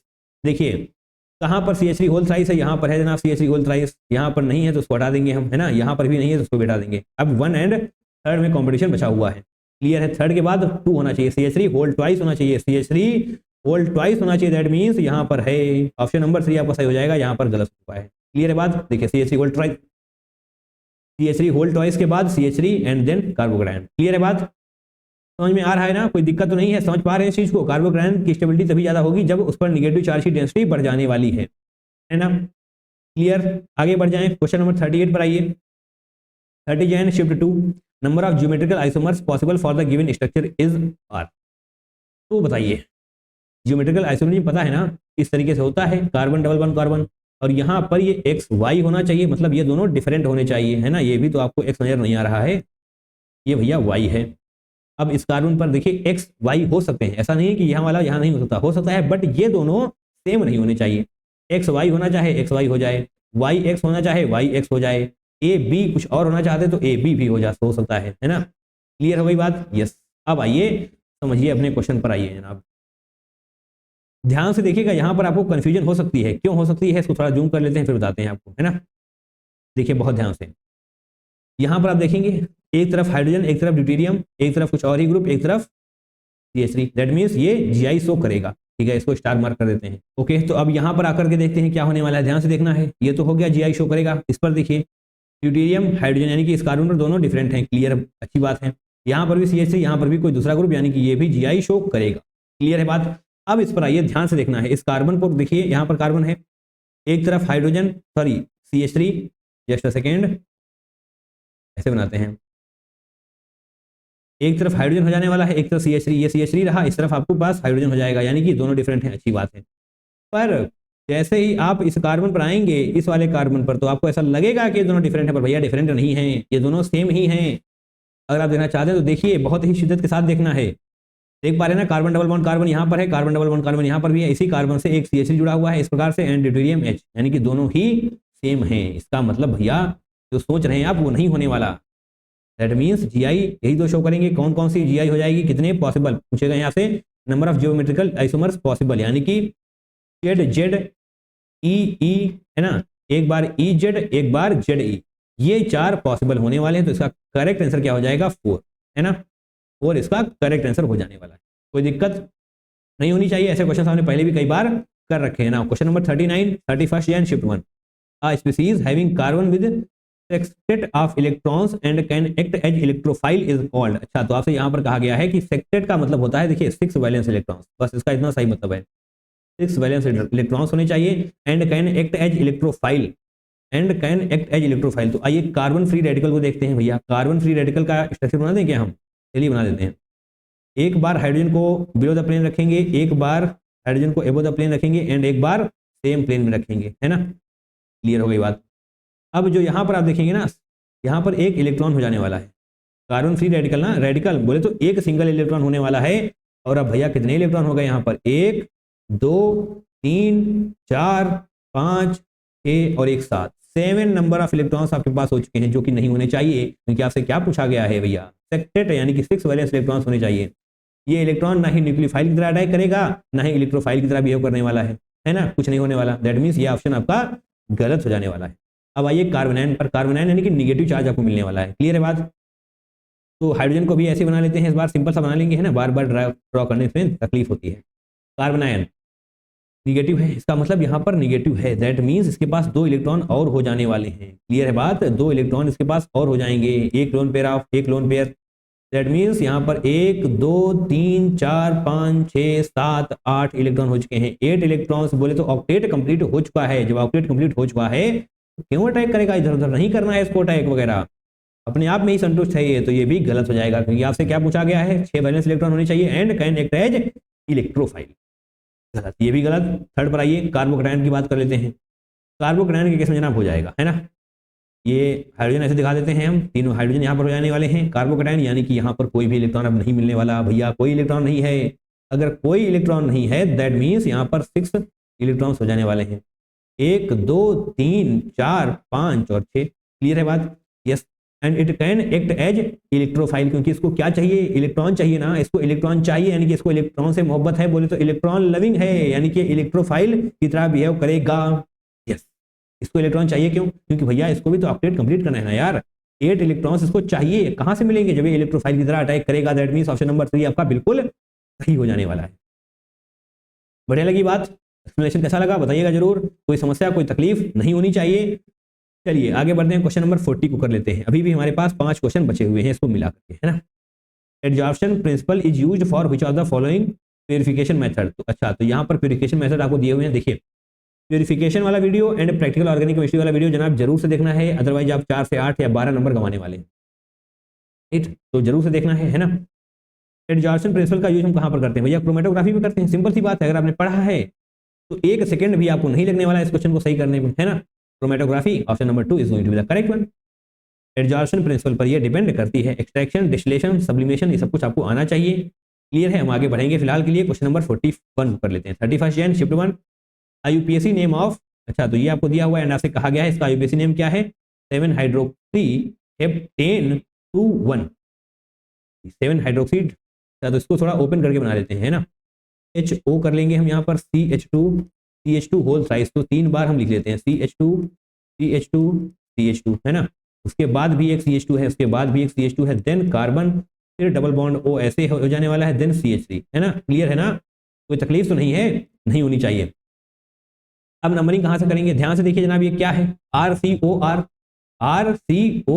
क्या है भैया, ये कीटोन है ना, तो नंबरिंग यहीं से होने वाली है, इस कार्बन से 1 2 3 4 5 6 7, 7 कार्बन हो गए, यानी कि हेप्टेन वाली बात तो सही है। अच्छा जी, 2 1 यानी कि दूसरे नंबर पर क्या होना चाहिए, कीटोन ना, ठीक है कीटोन भी है। और क्या कहा गया है, 7 हाइड्रोक्सी, 7 नंबर पर OH ग्रुप, इसको हम हाइड्रोक्सी बोलते हैं, यस ये भी सही है, तो गलत क्या है, कुछ नहीं, 7 हाइड्रोक्सी हेप्टेन 2 1, क्लियर है, कोई डबल बॉन्ड वगैरह नहीं है, तो हेप्टेन हम लिख सकते हैं, है ना। दैट मींस स्टेटमेंट 1 आपका सही हो जाने वाला है। 2 को देखिए, 2 पर क्या है, 2-ऑक्सोहेप्टेन 7 all is the correct IUPAC name, तो ये कैसे पॉसिबल होगा, 2-ऑक्सोहेप्टेन 7 ऑल, 7 ऑल भैया, यानी कि ओके, अच्छा तो इन्होंने इसको हाइड्रोक्सी नहीं ओल बोला है, नहीं ओल नहीं, हाइड्रोक्सी की तरह इसका नामकरण होने वाला है। क्लियर है बात, तो स्टेटमेंट 2 आपको गलत हो जाएगा, है ना। कंफ्यूजन नहीं होनी चाहिए बिल्कुल भी, आपको क्रिस्टल क्लियर होना चाहिए सब कुछ, है ना। आईयूपीएसी नेम के ऊपर एक बार फिर से क्वेश्चन देखिए, इंपॉर्टेंट हो चुकी है IUPAC naming. Statement 1 is correct but statement 2 is incorrect, that means statement sorry option number 1 is correct. Clear, आगे बढ़ जाएं, क्वेश्चन नंबर 42 पर आइए। आपको कुछ टेक्निक्स दी हुई हैं, लिस्ट 1 में आपके पास सारी टेक्निक्स हैं एंड लिस्ट 2 में एप्लीकेशन है ना। तो आपको मैचिंग करनी है कि किस टेक्निक का कौन सा एप्लीकेशन होने वाला है। अभी जो लास्ट क्वेश्चन में आपने किया, मतलब थोड़ी देर पहले जो आपने कोई क्वेश्चन किया हुआ था, वहां पर आपसे किस प्रिंसिपल पर टेक्निक्स बेस्ड हैं वो पूछा गया था, बट इस बार एप्लीकेशन पूछ लिया गया है ना। तो इसको भी बहुत ही शिद्दत के साथ करना है, हर एक चीज को समझते हुए चलना है। क्लियर है बात, देखिए डिस्टिलेशन ये किस पर डिपेंड करता है, डिस्टिलेशन किस पर डिपेंड करता है, जहां पर बॉइलिंग पॉइंट डिफरेंस ज्यादा होता है ना, बता चुके हैं आपको हम। तो बॉइलिंग पॉइंट डिफरेंस ज्यादा होता है, that means chloroform and aniline के केस में ऐसा होने वाला है कि इन दोनों का बॉइलिंग पॉइंट डिफरेंस ज्यादा होता है, दैट मींस डिस्टिलेशन यानी कि सिंपल डिस्टिलेशन की हेल्प से हम इसको अलग कर सकते हैं, ए का भैया 4th हो जाएगा। क्लियर, फ्रैक्शनल डिस्टिलेशन हमने आपको अभी भी थोड़ी देर पहले ही एक्सप्लेन किया है, वो क्वेश्चन कहाँ गया, ये रहा जनाब। ये यहाँ पर फ्रैक्शनल डिस्टिलेशन भले ही ना हो, बट हमने आपको बताया था, आपको पता भी होना चाहिए, क्या बताया था हमने, कि जब दोनों कंपाउंड्स के बीच में बॉइलिंग पॉइंट डिफरेंस ना के बराबर होता है, तब जाकर हम फ्रैक्शनल डिस्टिलेशन का यूज करते हैं, है ना। वहां पर आपको फ्रैक्शनेटिंग कॉलम भी देखने को मिलेगा जो एफिशिएंसी को बढ़ा देता है। क्लियर है बात, यस। इसका यूज हम कहां पर करते हैं, प्रिपरेशन ऑफ क्रूड ऑयल को अलग करने के लिए हम फ्रैक्शनल डिस्टिलेशन का यूज कर रहे होते हैं, दैट मींस बी का 3rd हो जाएगा, है ना। स्टीम डिस्टिलेशन यहाँ पर क्या है, स्टीम डिस्टिलेशन मतलब ये वहां पर यूज किया जाता है जहां पर कंपाउंड्स डिकम्पोज हो जाते हैं हायर टेम्परेचर पर। आप ऐसे लिख सकते हैं कि steam distillation is used for those compounds which decompose at higher temperature and are insoluble in water, है ना। इनसॉल्युबल होते हैं वाटर में, तो अगर हम लिखना चाहें तो आप लिख सकते हैं उन कंपाउंड्स के लिए यूज किया जाता है जो डिकम्पोज हो जाते हैं एट हायर टेम्परेचर, है ना। एट हाई टेम्परेचर हम लिखेंगे, at high temperature and are insoluble in water, and तो थोड़ा सा रफ करते हैं, है ना। ये छोटे छोटे नोट्स अगर आप बनाते चलेंगे तो बढ़िया रहने वाला है। एंड एक क्या हो रहा है, स्क्रीन क्यों नहीं चल रही सही से, जस्ट अ सेकेंड, इसको एक बार रफ किया जाएगा एंड यस इस बार चलनी चाहिए। Decompose at higher temperature and insoluble in water, है ना, इस प्रकार से आप लिख देंगे। क्लियर है, तो बताइए वाटर में इनसॉल्युबल कौन होता है भैया? एनिलीन दिखाई दिया आपको? यस, एनिलीन वाटर में इनसॉल्युबल होता है, तो सी का क्या हो जाएगा? सेकेंड वाला हो जाएगा, है ना। थर्ड पर आइए, सॉरी डी पर आइए, डिस्टिलेशन अंडर रिड्यूस्ड प्रेशर। तो रिड्यूस्ड प्रेशर यानी कि प्रेशर में रिड्यूस क्यों किया?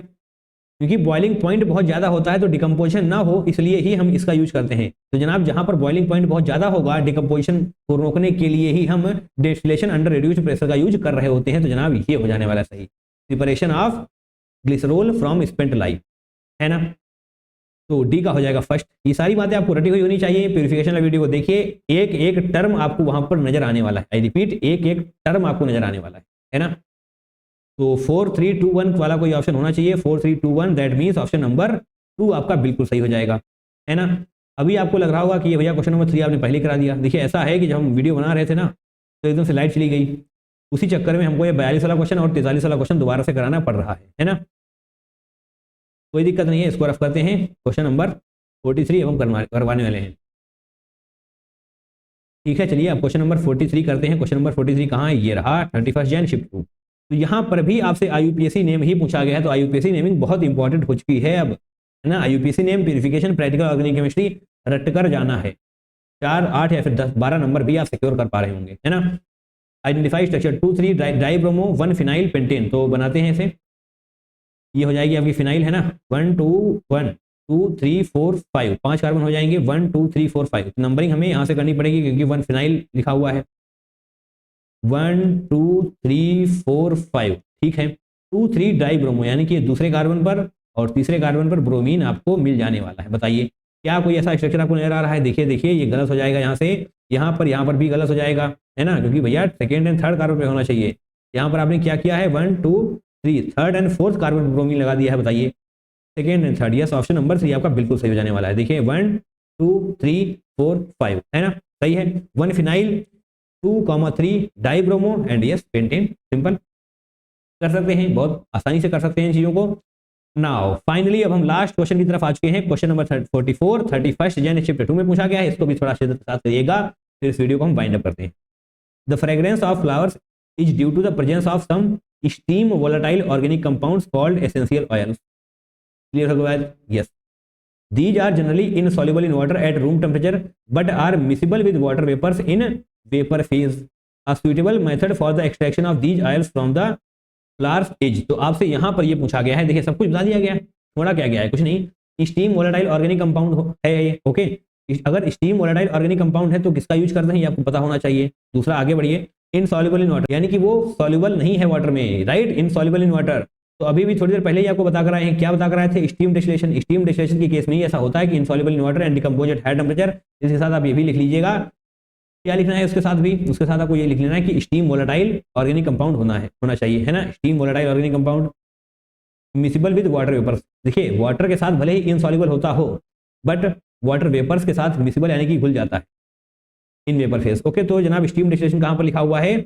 ऑप्शन नंबर 4 में है। सिंपल डिस्टिलेशन को टिक करके आगे मत बढ़ जाइएगा, वहां पर बॉइलिंग पॉइंट डिफरेंस बहुत ज्यादा होना चाहिए, है ना। डिस्टिलेशन अंडर रिड्यूस्ड प्रेशर भी आपको बताया जा चुका है, क्रिस्टलाइजेशन भी पता होना चाहिए, है ना। चलिए क्वेश्चन नंबर 44 आपने कंप्लीट किया, ऑप्शन नंबर 4 इसका सही होने वाला है। तो फाइनली एक बहुत ही बेहतरीन तरीके से हमने इस वीडियो को खत्म किया। 44 क्वेश्चन आपने प्रैक्टिस कर लिए हैं, तो कांग्रेचुलेशंस टू यू, राइट। इस वीडियो को आपने लास्ट तक देखा, इसलिए आप सभी का बहुत बहुत धन्यवाद। अगर इस तरीके से पीवाईक्यूज की प्रैक्टिस करते रहेंगे तो निश्चित तौर पर बहुत ज्यादा इंप्रूवमेंट देख पा रहे होंगे अपने आप में। जीओसी के क्वेश्चंस की प्रैक्टिस जरूर से करनी है। अगर और क्वेश्चंस की प्रैक्टिस करना चाहते हैं तो यहाँ पर देखिए आपको प्लेलिस्ट मिल जाने वाली है, क्लिक करिए, काफी सारे पीवाईक्यूज आपका इंतजार कर रहे हैं। तो दैट्स ऑल फॉर टुडे, मिलते हैं दूसरे वीडियो में। Till then take care, tata, bye bye and I love you all.